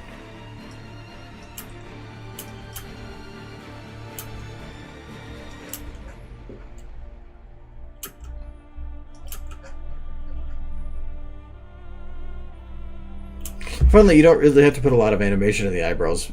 For some bits, you can just keep them pretty stationary, and they still help. Space Lyra is your favorite Lyra, but then you want a boopable Lyra locked within a spacesuit, potentially floating around the planet. That's not... It loses all utility.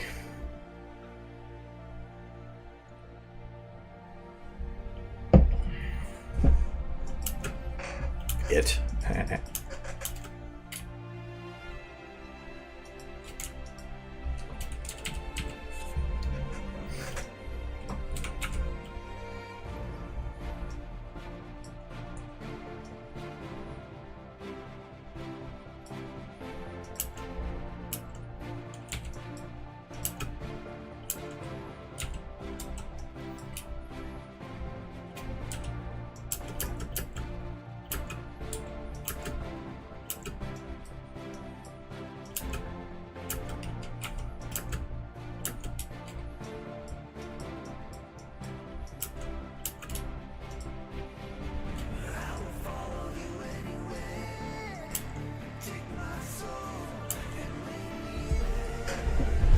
I will create a boopable spacesuit.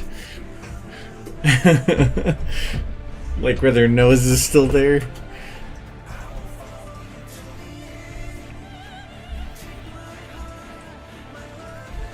Here, let's see what we can do. Where's Michael? He's the expert on booping.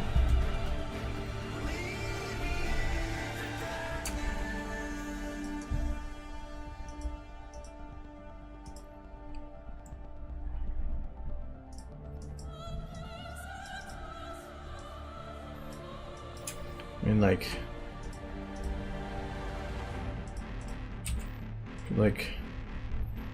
that, but I think then you're gonna have some problems with like the breathing thing. I don't know how you're gonna do that.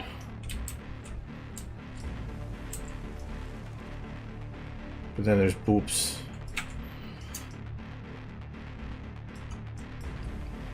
Or you could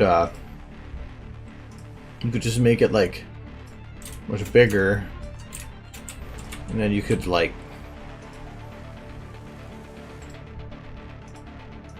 I don't know, you can just like there we go, and then you can just all like chill in the giant space helmet there, and then that would work.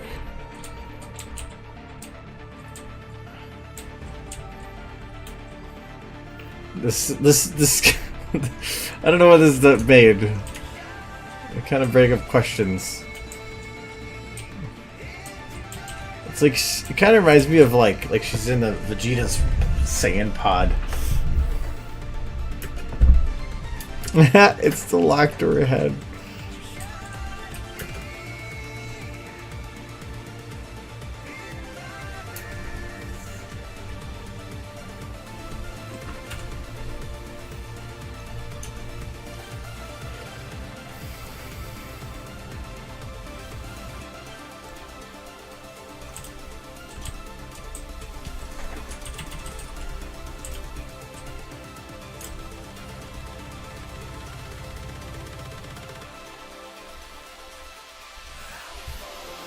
What is that part of her leg or something?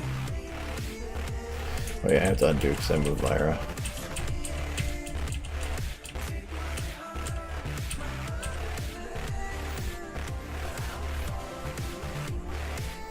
This guy, every time I see him, it reminds me of Goofy. Like this one especially.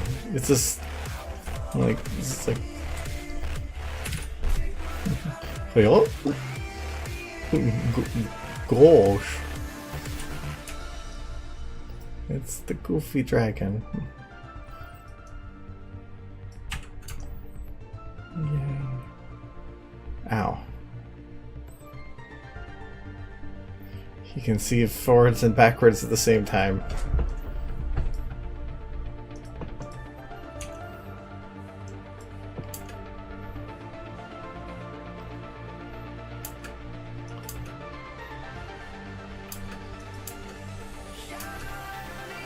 Oh, I actually never did the eyes here.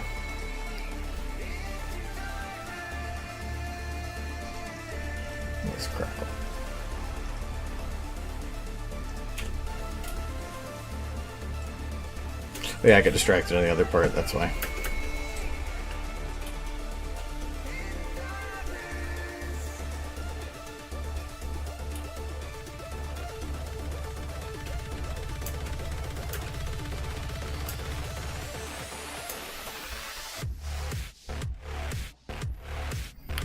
Okay, and then because the eyes go a little wider, I want to have, if you like, I've been doing it where like emphasis is where you have the eyelids close and open with emphasis of certain words, and if the eyelids are moving like that, the pupil should too, at least to some degree. So because this goes wide then closes back down, I'm actually going to have it so that this goes and ends up a little higher.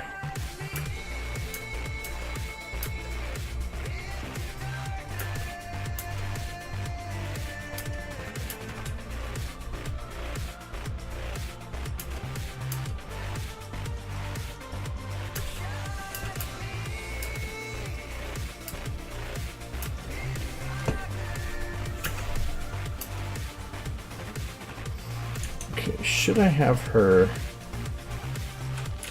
with the other eye? Well, that already used with that one.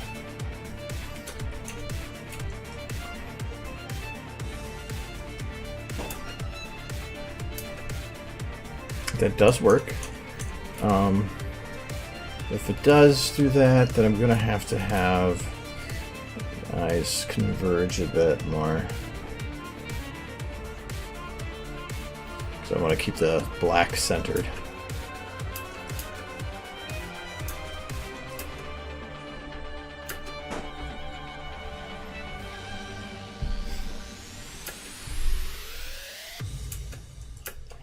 Okay, same thing here in the eyes. When they hit this point, should have a little bit of a bounce to them. So I'm going to give the eyes here, go 0. It's only that part of the eye. That'll be fine. Let's have to remember the positioning.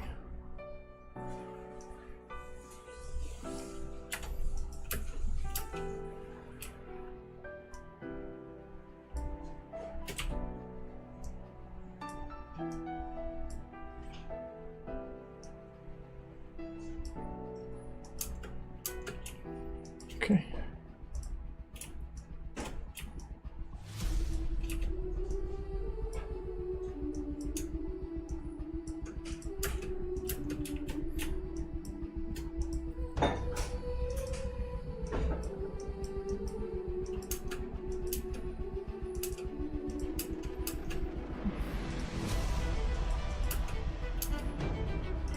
Okay, it's a little strong on the hop here with that. Just gonna round it right there.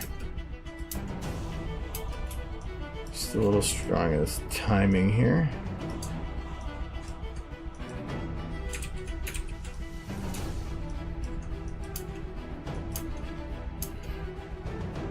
Alright, and then we're going to take again, the eye goes right here and then drifts off.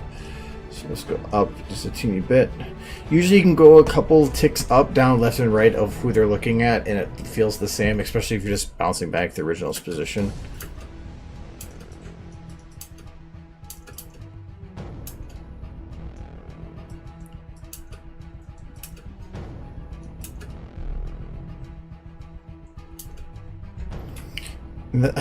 I've been trying to find a situation this doesn't work, but if the eyes do go wide there and then continue on, I've been finding it actually works so well to so the eyes close over 1 frame, 2 frames, okay, good, to have the eyes, the bottom eye, come raise up a little bit afterwards.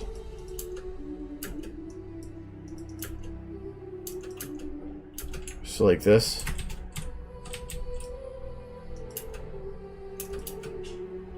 Because then it makes it feel like it's not just the eyes opening and closing, like the eyelids actually feel separated. And the more things feel like they're moving independently, I think the better it looks. I've just been playing with a lot of stuff the last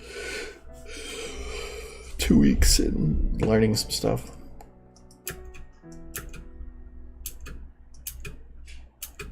Actually, I wonder if I can just use the, instead of that one, It's one of these.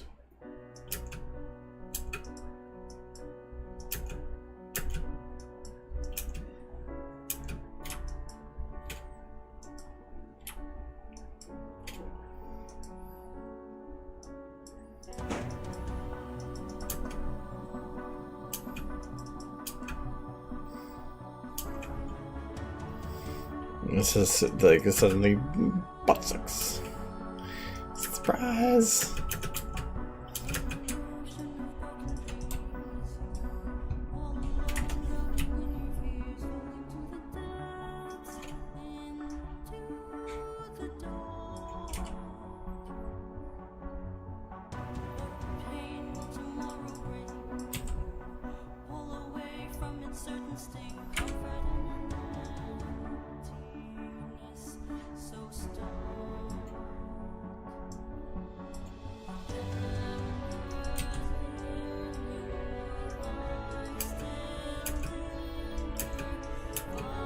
It's like surprise! Wow!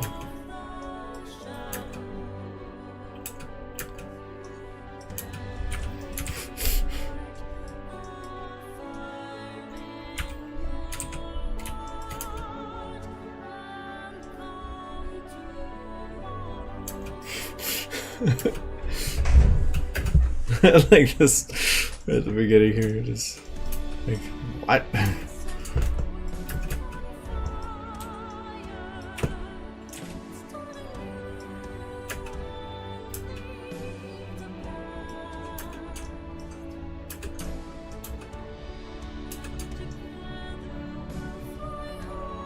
See, she's normal Lyra. Looks totally normal.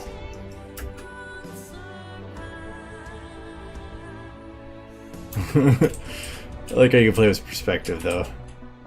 Oh, it looks fine from this angle, but until you turn it. I gotta undo all the neck.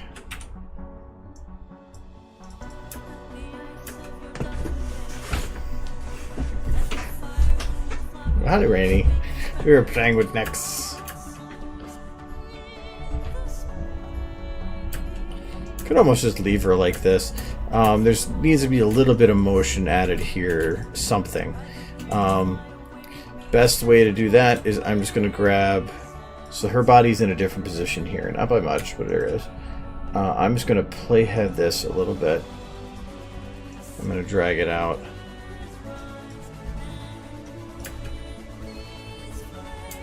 There, and it just adds just a teeny bit of motion for very little work.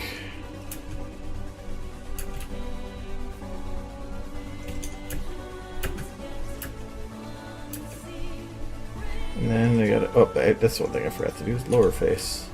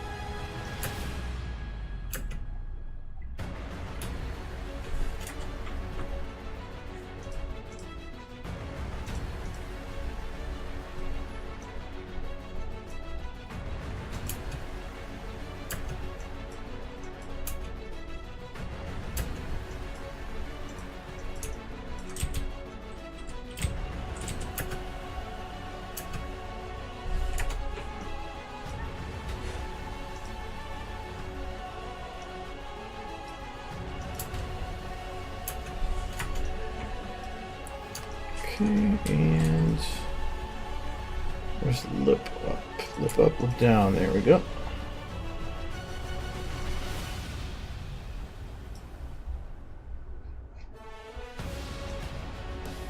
Oh, that's just front lip and bottom lip. Yeah, I don't want that. Which means I think the only ones that are going to actually work for this are these flexes. But I think that doing anything jitter with these is going to cause mayhem.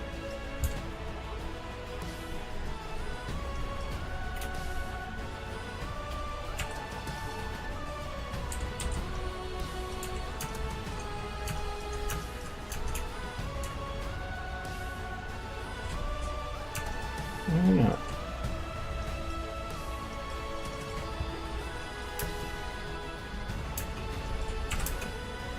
Actually, I probably don't even need it.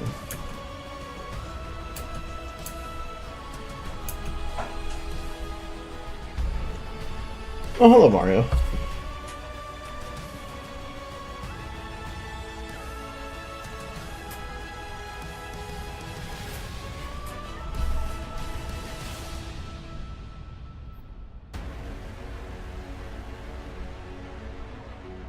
Oh yeah, the V4, the new ones, yeah. I think he put the source files out for it too, so you can make anybody do that too. I can't remember if he did or not. Might be thinking Eredic, because he did that once before, but I don't know if Juice Stain did. But it's not like it's hard to just recolor.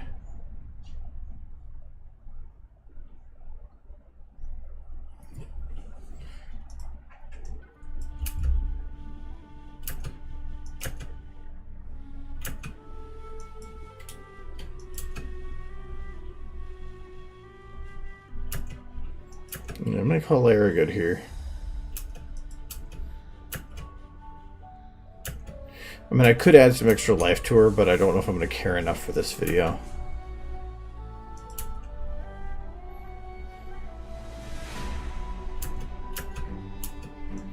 That means that like this like the way her eyes look right here, not gonna work because I'm gonna have to grab everything that makes up her face on this shot.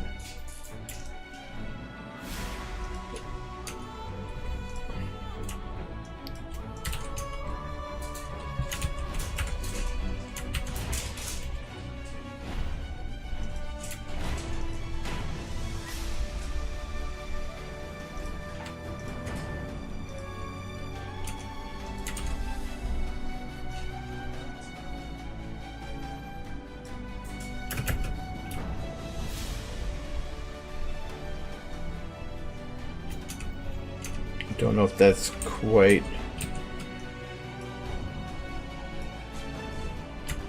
how it's supposed to look, but I think her head's lower here. But I have to get it close. So really, if I can do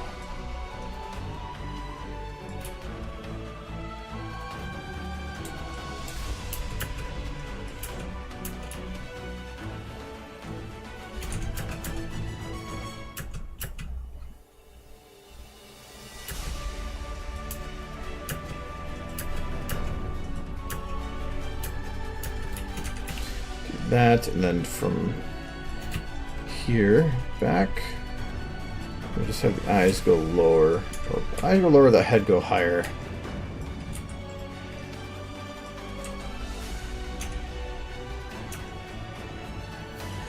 She looks a little drunk.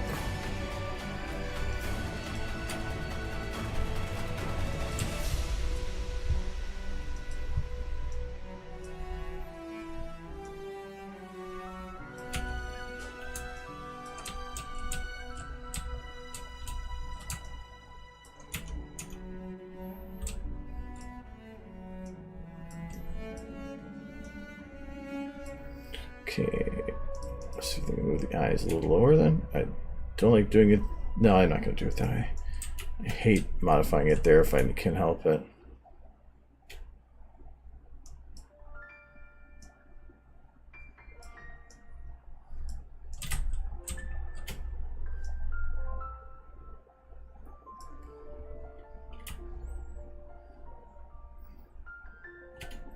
That's close enough.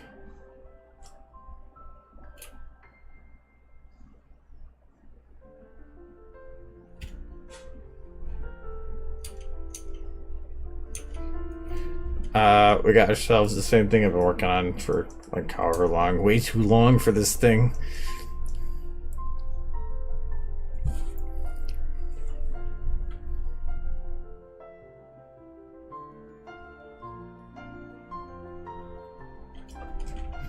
I don't know who, if any, there's people that haven't seen what this is. It's beautiful. That's what it is. It's this gorgeous videos. Don't know what that was supposed to be. Come on, stop thinking.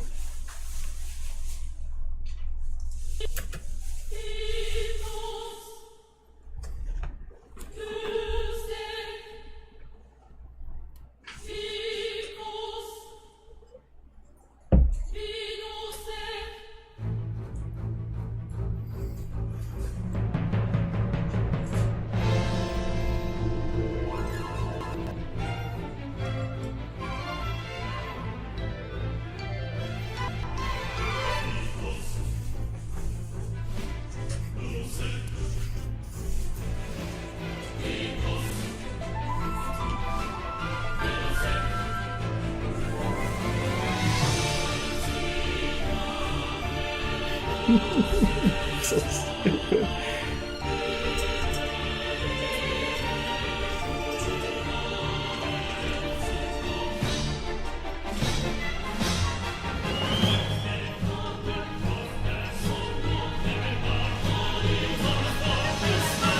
Why is this one so laggy?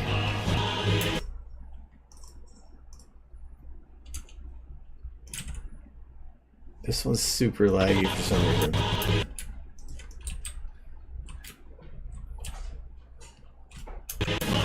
I don't know why that was laggy.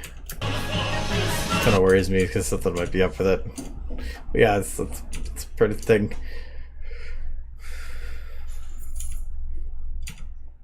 And I was working on pulling in the audio for the last part. It's like I could just end it there and just be like something stupid, something really stupid just to end it and not call it good, but I'll probably make the toy part. Yeah, it was one of my like because like when I was growing up, it was like I started playing a lot of the like Final Fantasy type games back when 4 was new. So I mean, like long ago, and so I mean it was. When did Final Fantasy 4 come out? I mean, I was probably like 10 or something, not even. And I since then I've gotten to 4, then 6, then 7, then 8. So I saw the growing of the franchise. So it was a huge inspirational video because it was like at that time that was like really cool graphics. So even those cutscenes, even now looking back at them, are still really good. I mean, they still look really, really good for what they were. I mean, yeah, they all were pre-rendered. Well, nowadays you might have more live action cutscenes, but I don't care. It was beautiful. Back when RPGs, you get 4 discs, but the game could fit on 1, but the cutscenes just took up so much of it.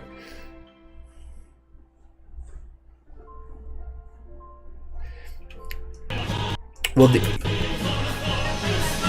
this like we could just end it like. With that, I mean, it's good. No, I'm still gonna do that part mainly because I don't have much stuff that I've done that involves the animating of somebody talking. A lot of it is like putting over music or something, and in the foreseeable future, I don't have any of that. So I really would like to put some into something that did involve talking, which that would be. So I don't really count this as talking. But even these parts won't take very long to kind of get cleaned up. Really, this part is just taking a little while because it's full animating, but it's all animating of just a head. That's actually the easy part. The most difficult part to me of putting together something is if their hooves are being shown, and then just the scene building and all that other stuff. And that's actually what this is turning into, probably taking the longest, is trying to get the scene set up, which I was hoping it not to be, but as normal, scope goes blown out of proportion. So what you do? Okay, so all right. That's dragging it to the vise. My only concern with a lot of this is the transition between being in the city here and this shot. Or I mean, in these shots. But I'm thinking what I can do instead is utilize this shot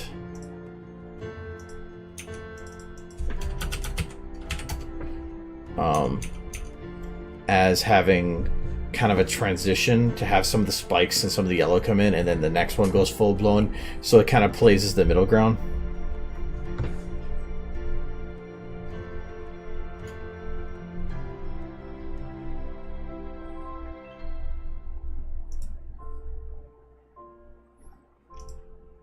It reminds me of the Sonic Adventure intro.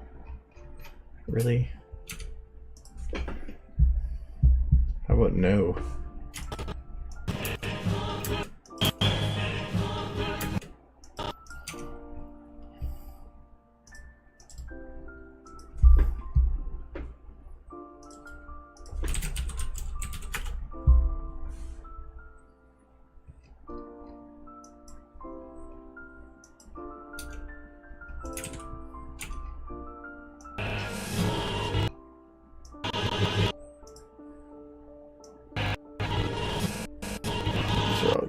Place anyway.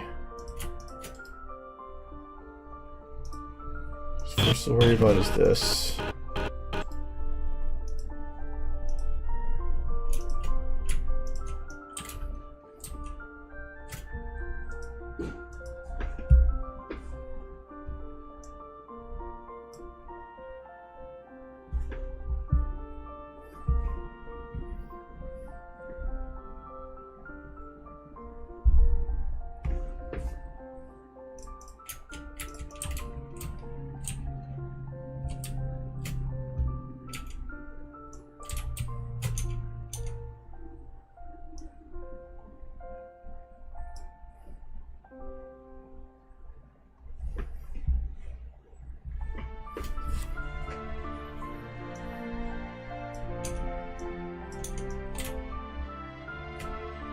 This balls are in a weird position. I don't know if I'll need two. Oh. The other one's hidden, I think. There it is. So wait, why are the other ones showing but not these ones? Oh, these are going to be a little harder. I think I'm going to get rid of these two. I'll just play with this one because I need them to be silhouetted.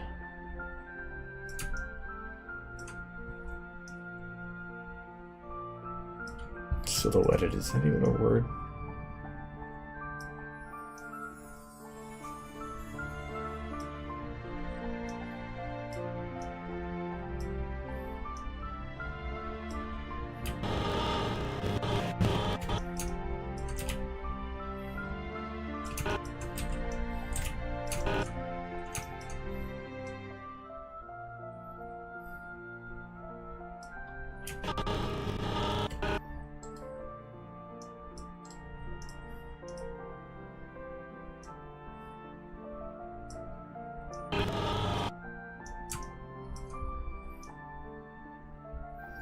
Concern is just about ensuring that this looks fine in the distance. Right now it doesn't. You need to make sure the spikes are visible. So I'm probably gonna have to start it low like this. And just deal.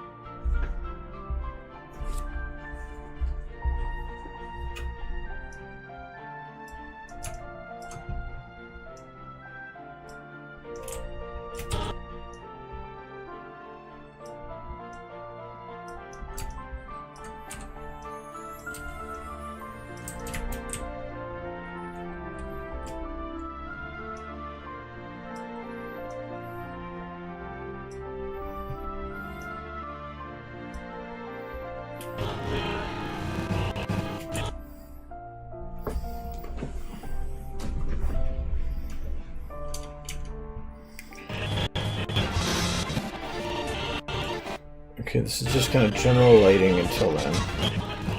So this is when I just want to start adding some of the yellow. I will grab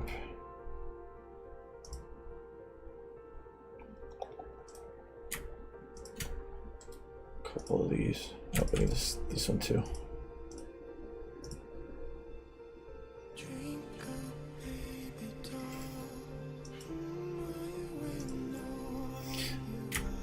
Right now, everything's evolving as we go. So right now, this is way too bright of a skybox.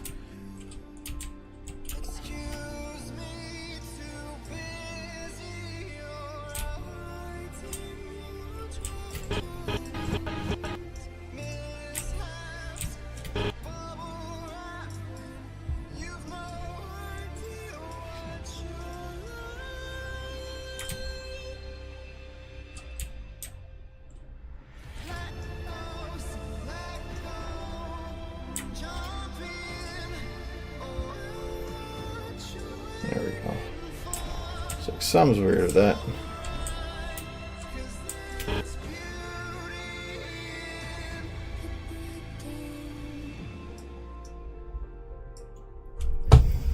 Okay, so we need this sky card to be darkened by quite a bit.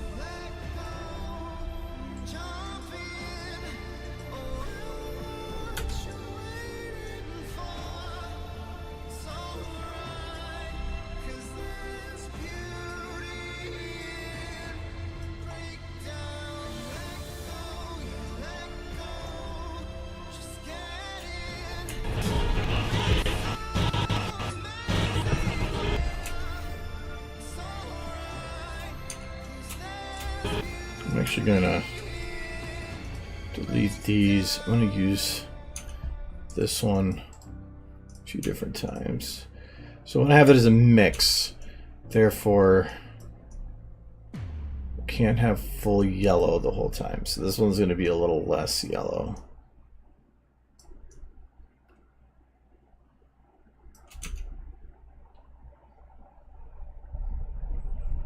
Sugar Cube Corner is way too bright. Kind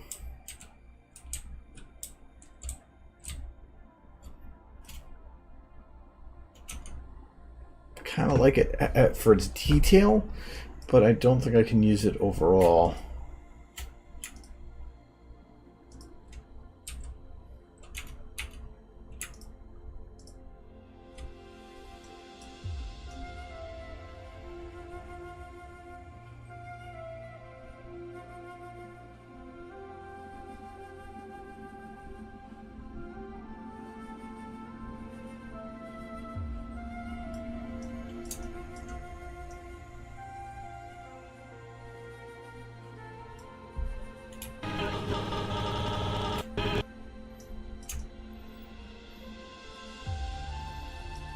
If I look at that part of town. Oops, that's not the rotation I was looking for.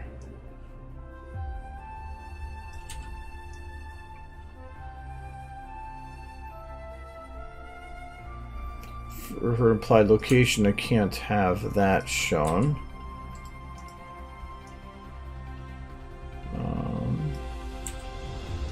This work. Oops.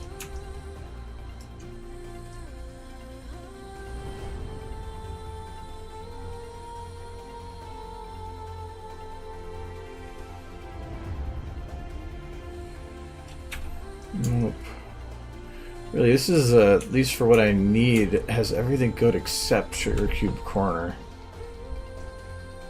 I think I just aim it a little bit more that way.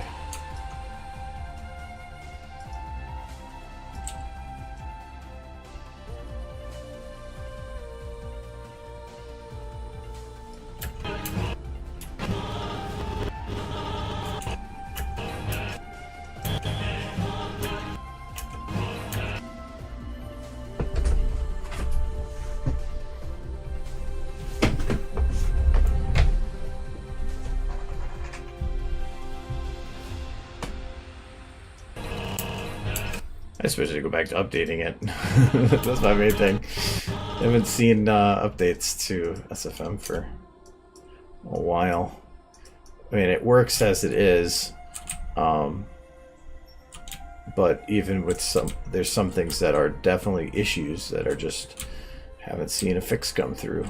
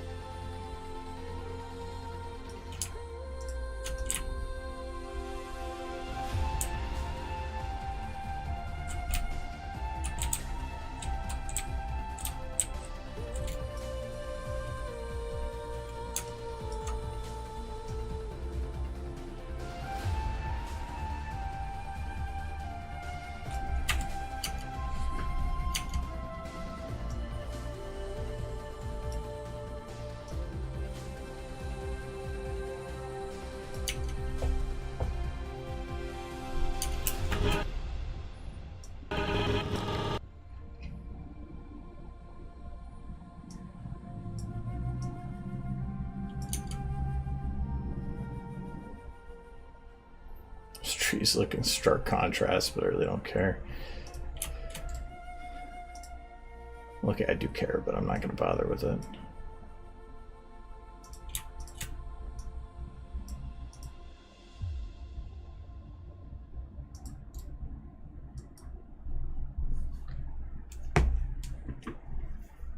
Well, if they keep beta on it, it means that they can just say, if people complain that things don't work, they can just be like, it's in beta. I think it was, considering that this thing was technically in development for like 8-9 years, I'm pretty sure that it's just meant to be that it'll never be finished kind of thing, which is okay with me, because if you call it finished, that means that they don't need to do any more updates. But I do wish that they would go back to it. Not like, you know, I don't have any personal investment in it or anything.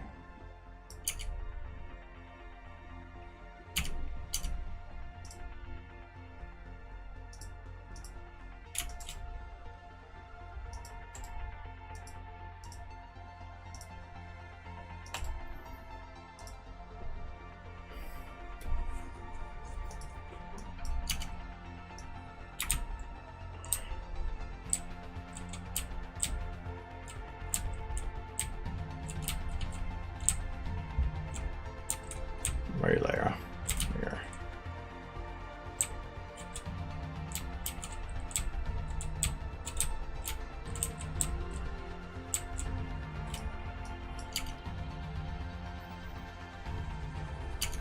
So these quite yet. I don't want to have too sharp of yellow still, so I'm going to drop this down a little bit.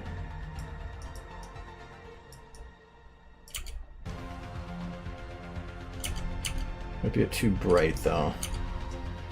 I'm gonna drop that down a little bit. I'm gonna paste another one though. I want to keep it as it was.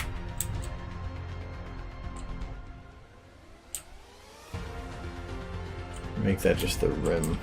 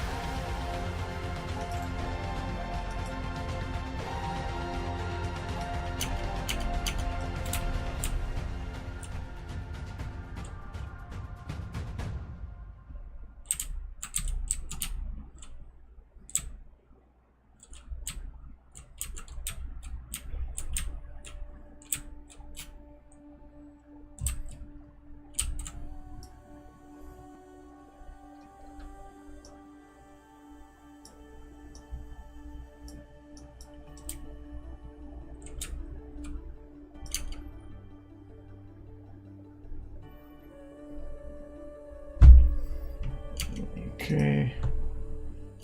Focal distance.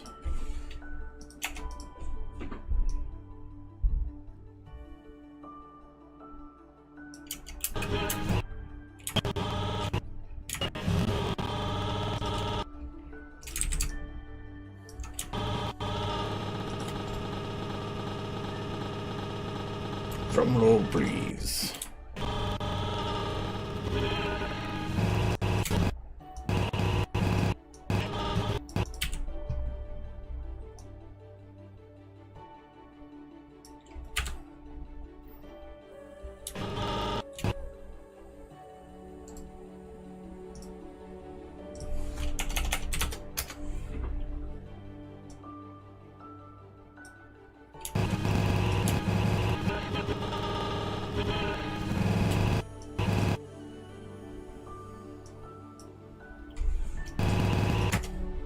Okay.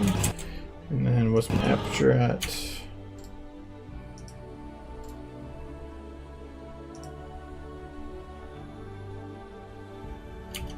Higher than that. There we go.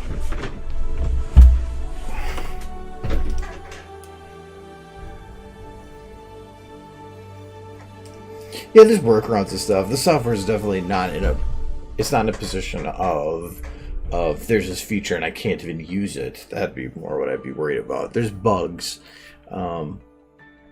like the memory leak for an override if you don't have a value in it. At least for alpha. The fact that it's still running 32-bit. What the hell's running 32-bit anymore?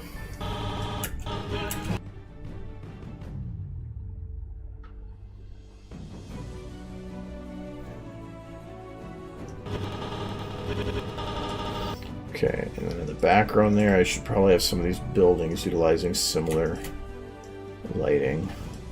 Mainly this one. Even if it's only for a sec that you see it.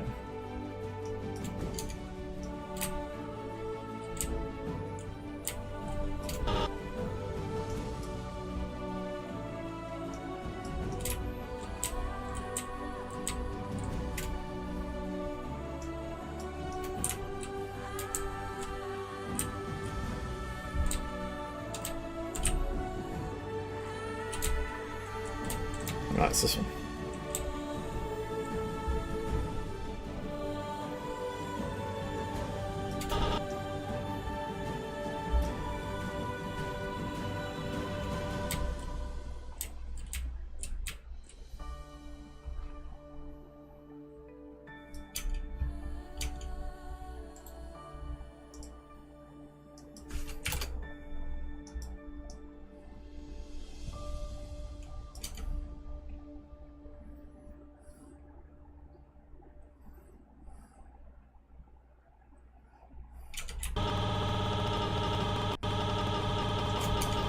Actually, the shot does start back here.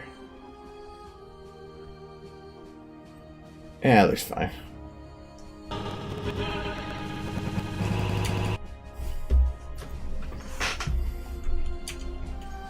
Okay, so that helps blend in those ones. I'll do...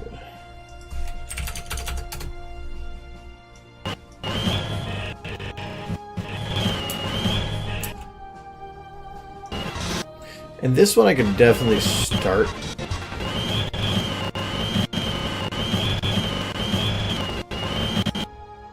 It's like a freaking like circus sounds.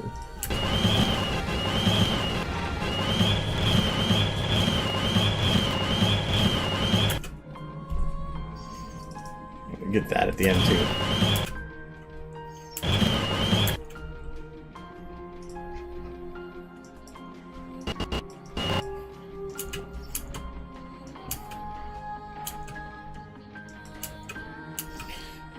I swear that this would have been lit too, or at least done, but I don't think I ever did this one either. What's the camera showing this one? Again, tone maps get way too high.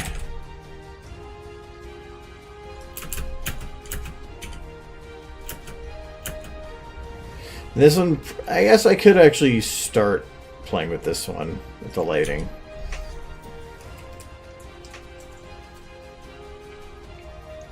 Very, ears bother me a little bit. And I'm actually getting a haircut next week, so actually that probably adds more padding to the earpiece. But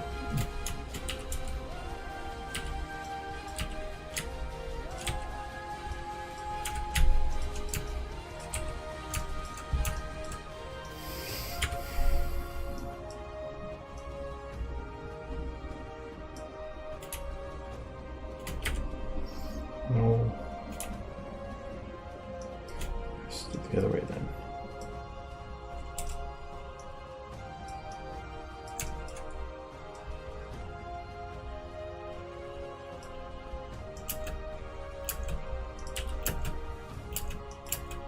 Ninja Dragon, wah! Wah!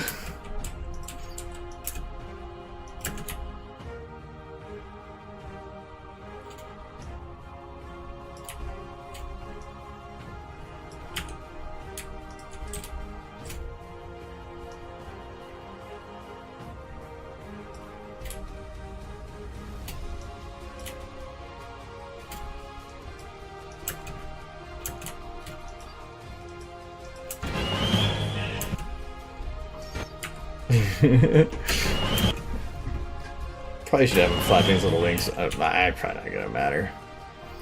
So really, this is the last one I really need to hustle with.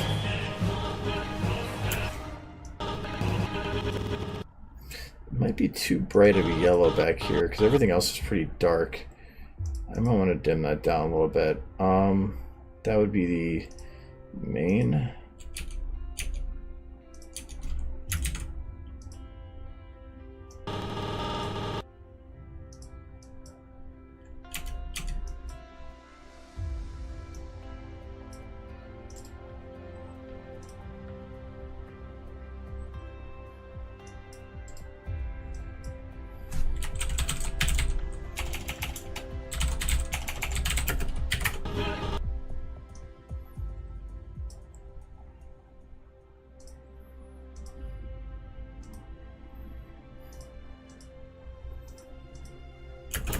Actually, there's a volumetric light that's adding quite a bit.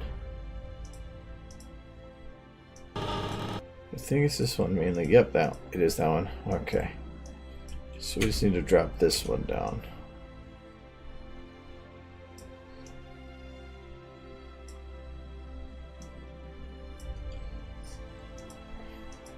Okay.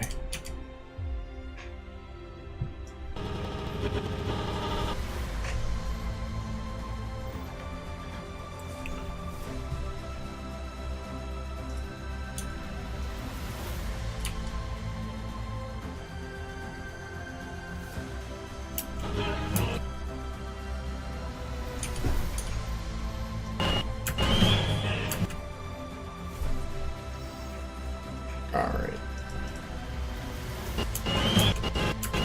So this one.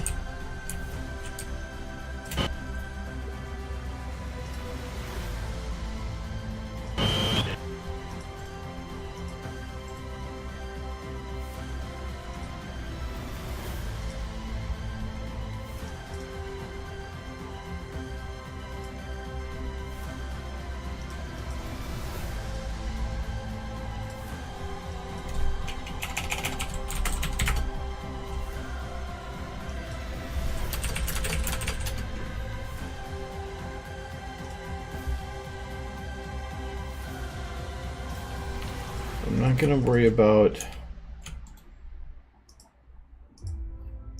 the big spiky things in this one.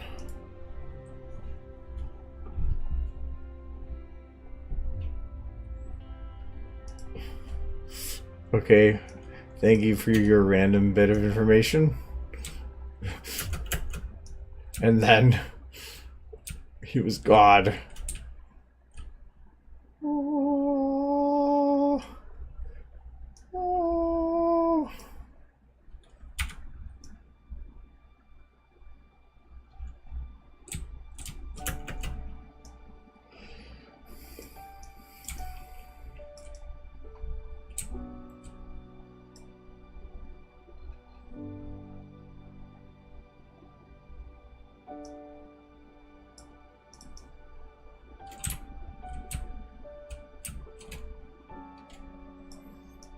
Alright, I want this to start as just a small glow at the horizon.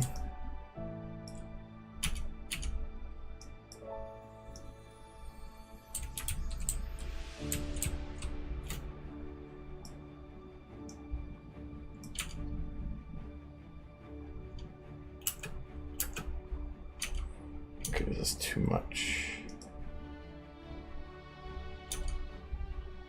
Well, for one, this is getting involved with crackle.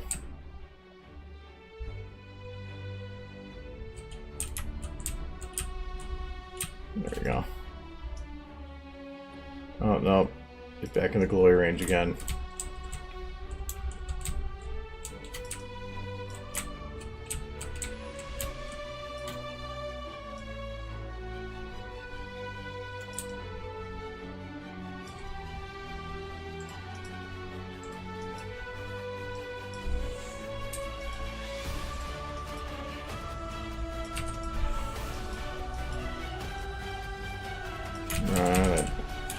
Help.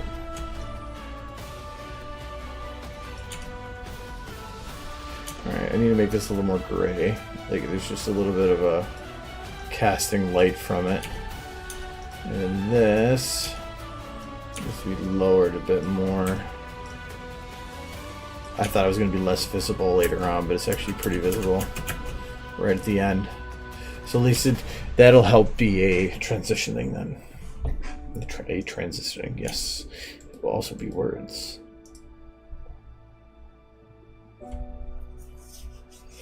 Crackle always has an idea. They're just not a bad ideas.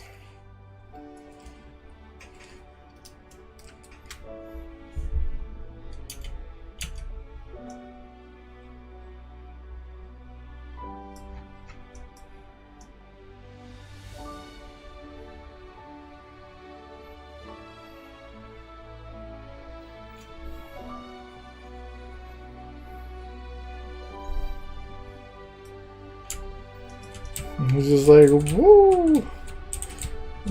Dragging through space!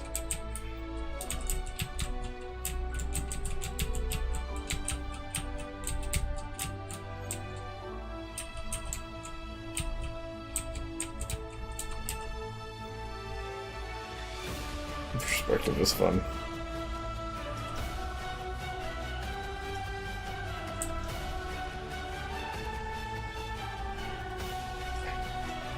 Got a real big eyeball.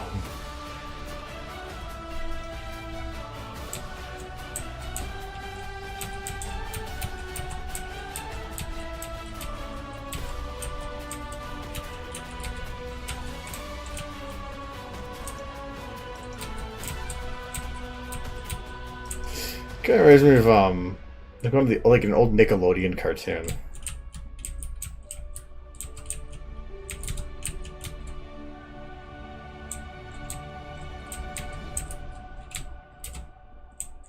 Its tail just suddenly like extends into another dimension.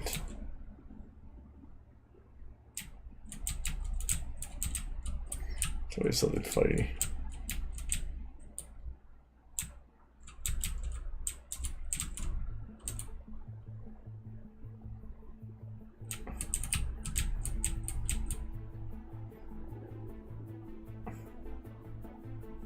Well, crackle. Alright. Sorry.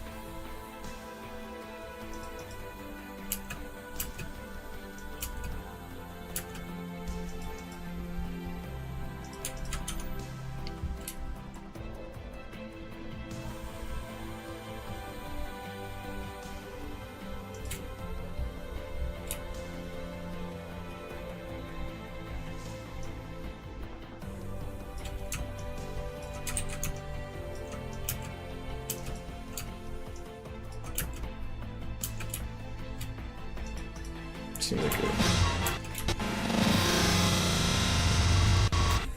No, but I think it's gonna work where they were. I wonder if instead of it coming down from the top and bottom, if it did like the normal, like left and right thing.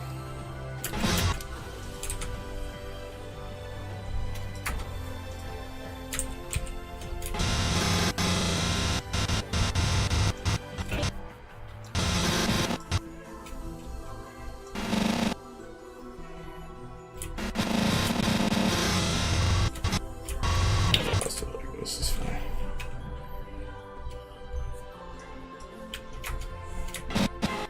Oh, actually, nope. They gotta do it like this.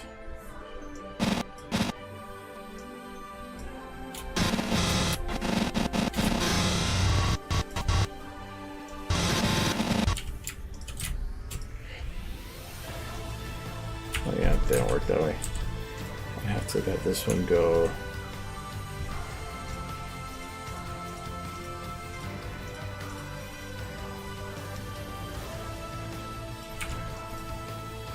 I should probably have saved this differently.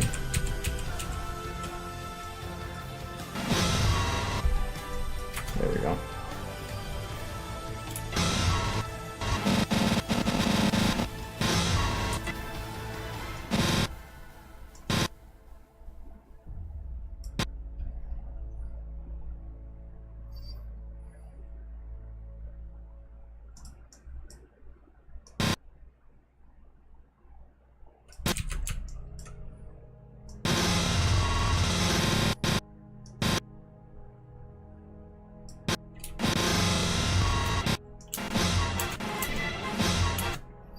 No, I think it's sliding down is going to be the best.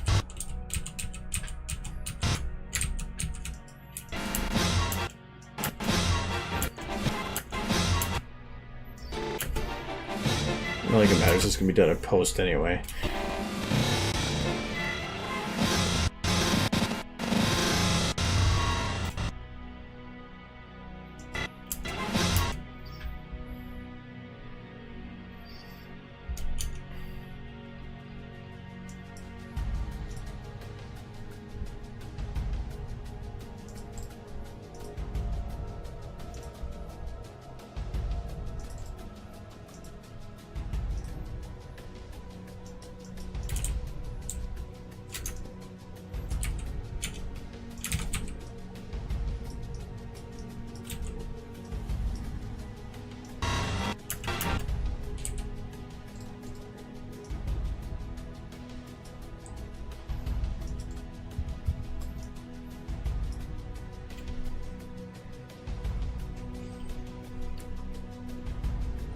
Trying to see if something works here.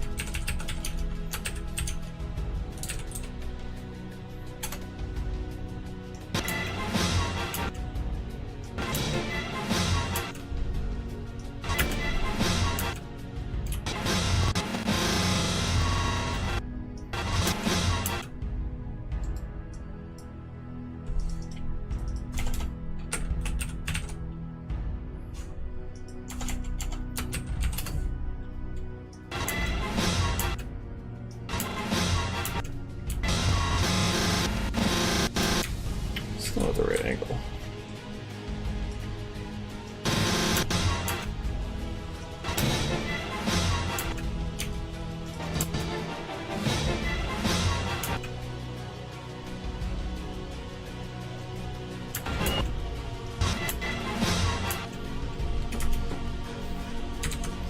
it kind of adds a little extra.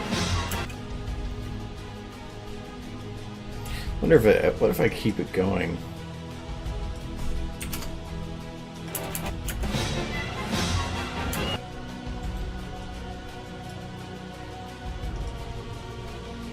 Oh. No.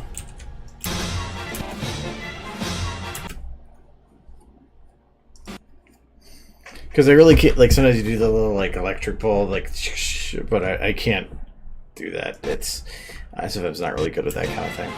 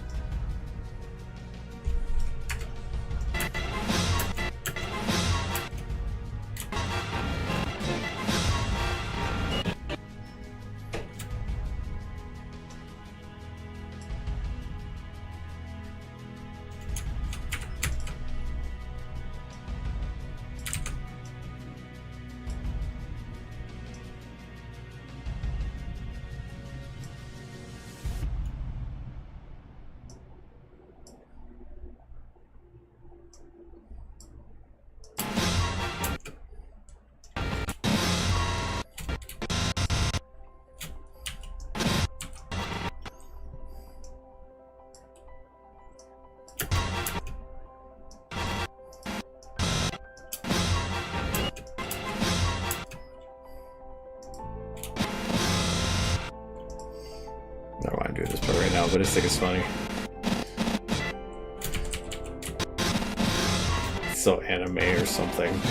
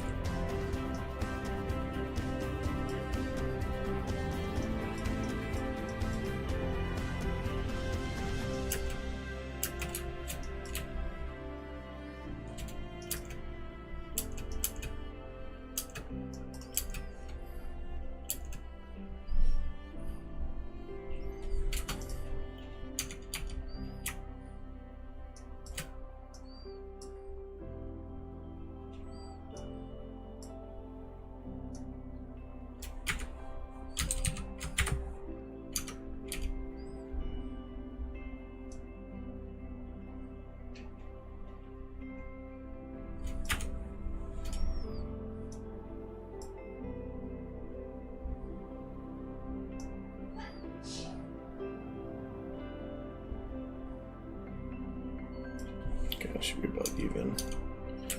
But I don't even know if the camera's straight at Lyra.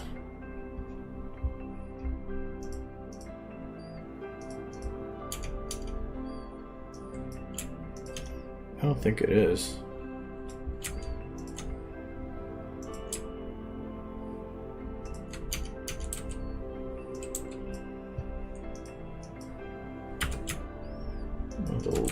Having her head straight would be...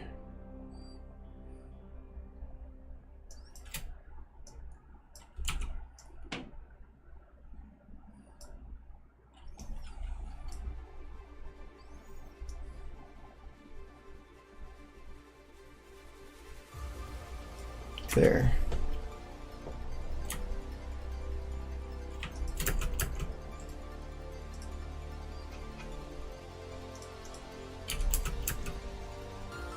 I'm gonna push her eyes still a little bit to the sides. Let's fix that quick.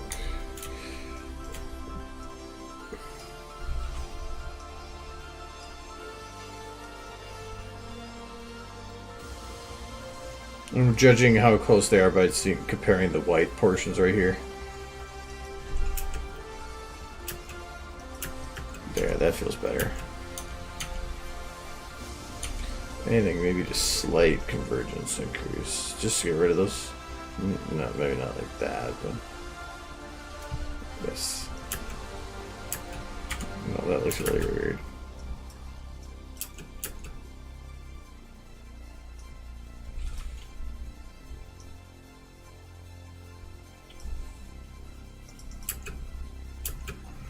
Usually that's where you'd have like the pupils change, but nah.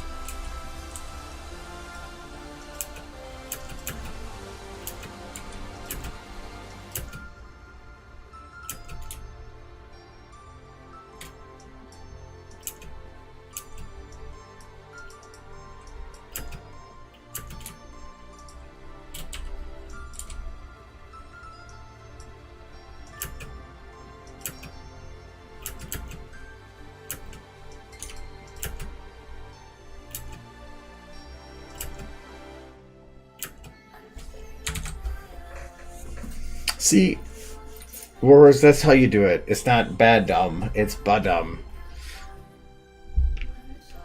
Mario has it right.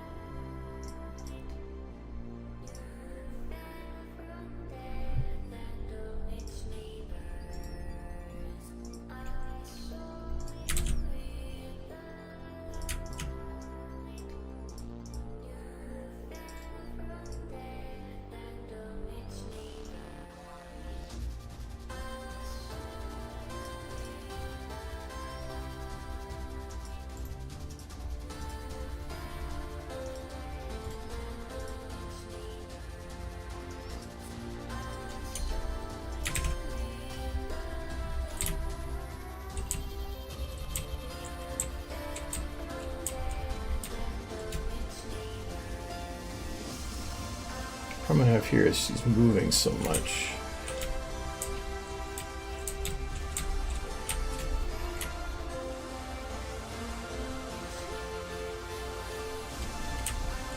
I think I might have to back way up and just try to shine over a larger distance.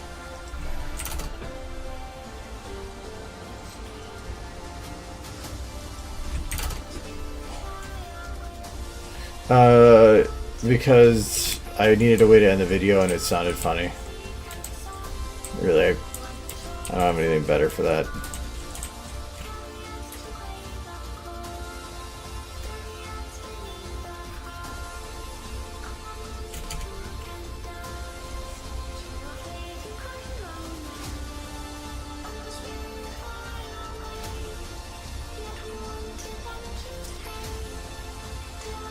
This should work. The main reasons was when I started working on this, it was the first pony I loaded was Lyra. Mainly because if you're working in a scene where you have very specific lighting, which I always tend to do, if you have two people that have very contrasting colors, it makes it a bitch to light. So it was easier if I picked a pony that had a similar color scheme. So if I picked green to be the focus, it ended up working well if I had them both in the same shot. So when I go to scenes like this, I didn't have to worry as much in the lighting. If you're shining a blue light at somebody and they're both green, they're both going to get the same hue. But it's the problem I have where if I have like Spitfire and Rainbow Dash in the same shot, the yellow light shining on blue almost just cancels out, like doesn't really give a good yellow, but for Spitfire really enhances it, so it's like completely opposite. So it was just worked out better that way. Does Crackle have thumbs? No, I think no, he's got, unless you count the fact that there's technically 8 libs. I don't think Crackle cares right now. Crackle's just like, what the fuck's going on?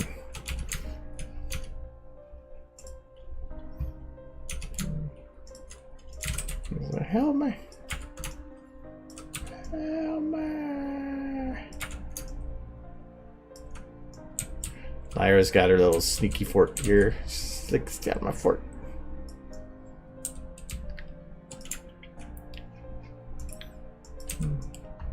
Okay, she's got those shutters. You can shut it. Oh, I can't even shut it. No, I have to do this. There we go. Dude.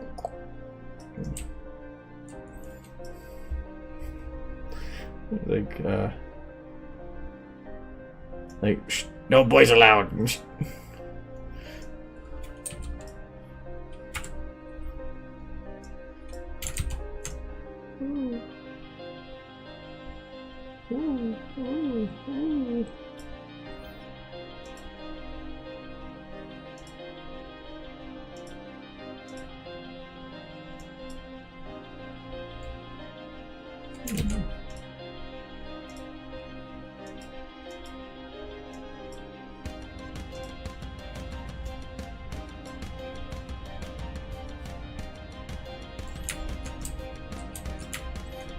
Where'd we go? There we go. Oh, Lyra's like, ooh. Something, I can't feel sorry for Lyra now. I'm sorry, Lyra.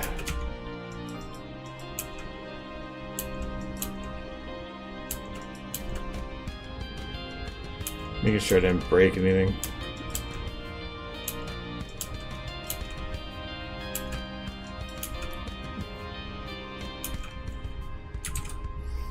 Anyways, so this shot is essentially at least as far done as I'm gonna want it to be.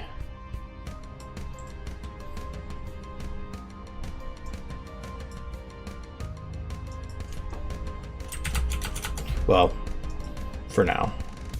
That still leaves these 2 shots to do some editing on, and then a lot of cleanup, and then the toy part, which I did download the audio for, so maybe next time I'll start doing the lip syncing and stuff for that.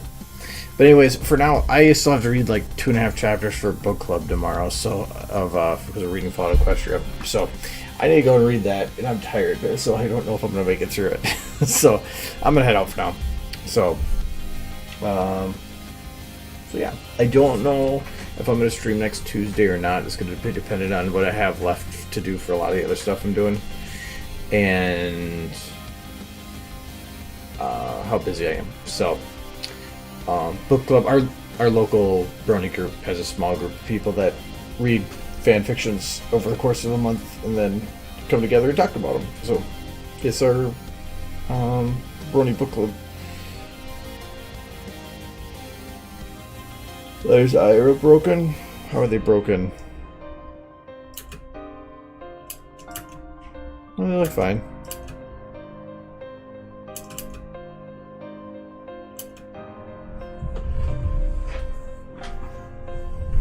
I've already read the book before, so it's not. But it's.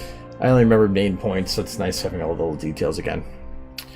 But, anyways, yes. So I will. Like I said, I'm not sure about next Tuesday. I will or I won't. I'm not sure, but I'm definitely not streaming next Friday, and 50-50 on the following Tuesday, being that we have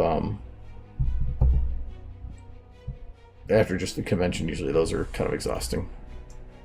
Actually, I didn't light that building. Actually, it's kind of fine as it is, I think. Yeah, I'll just leave it as it is.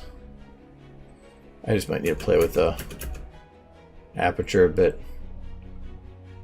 Whatever. I'll deal with that later. Come on. Come on.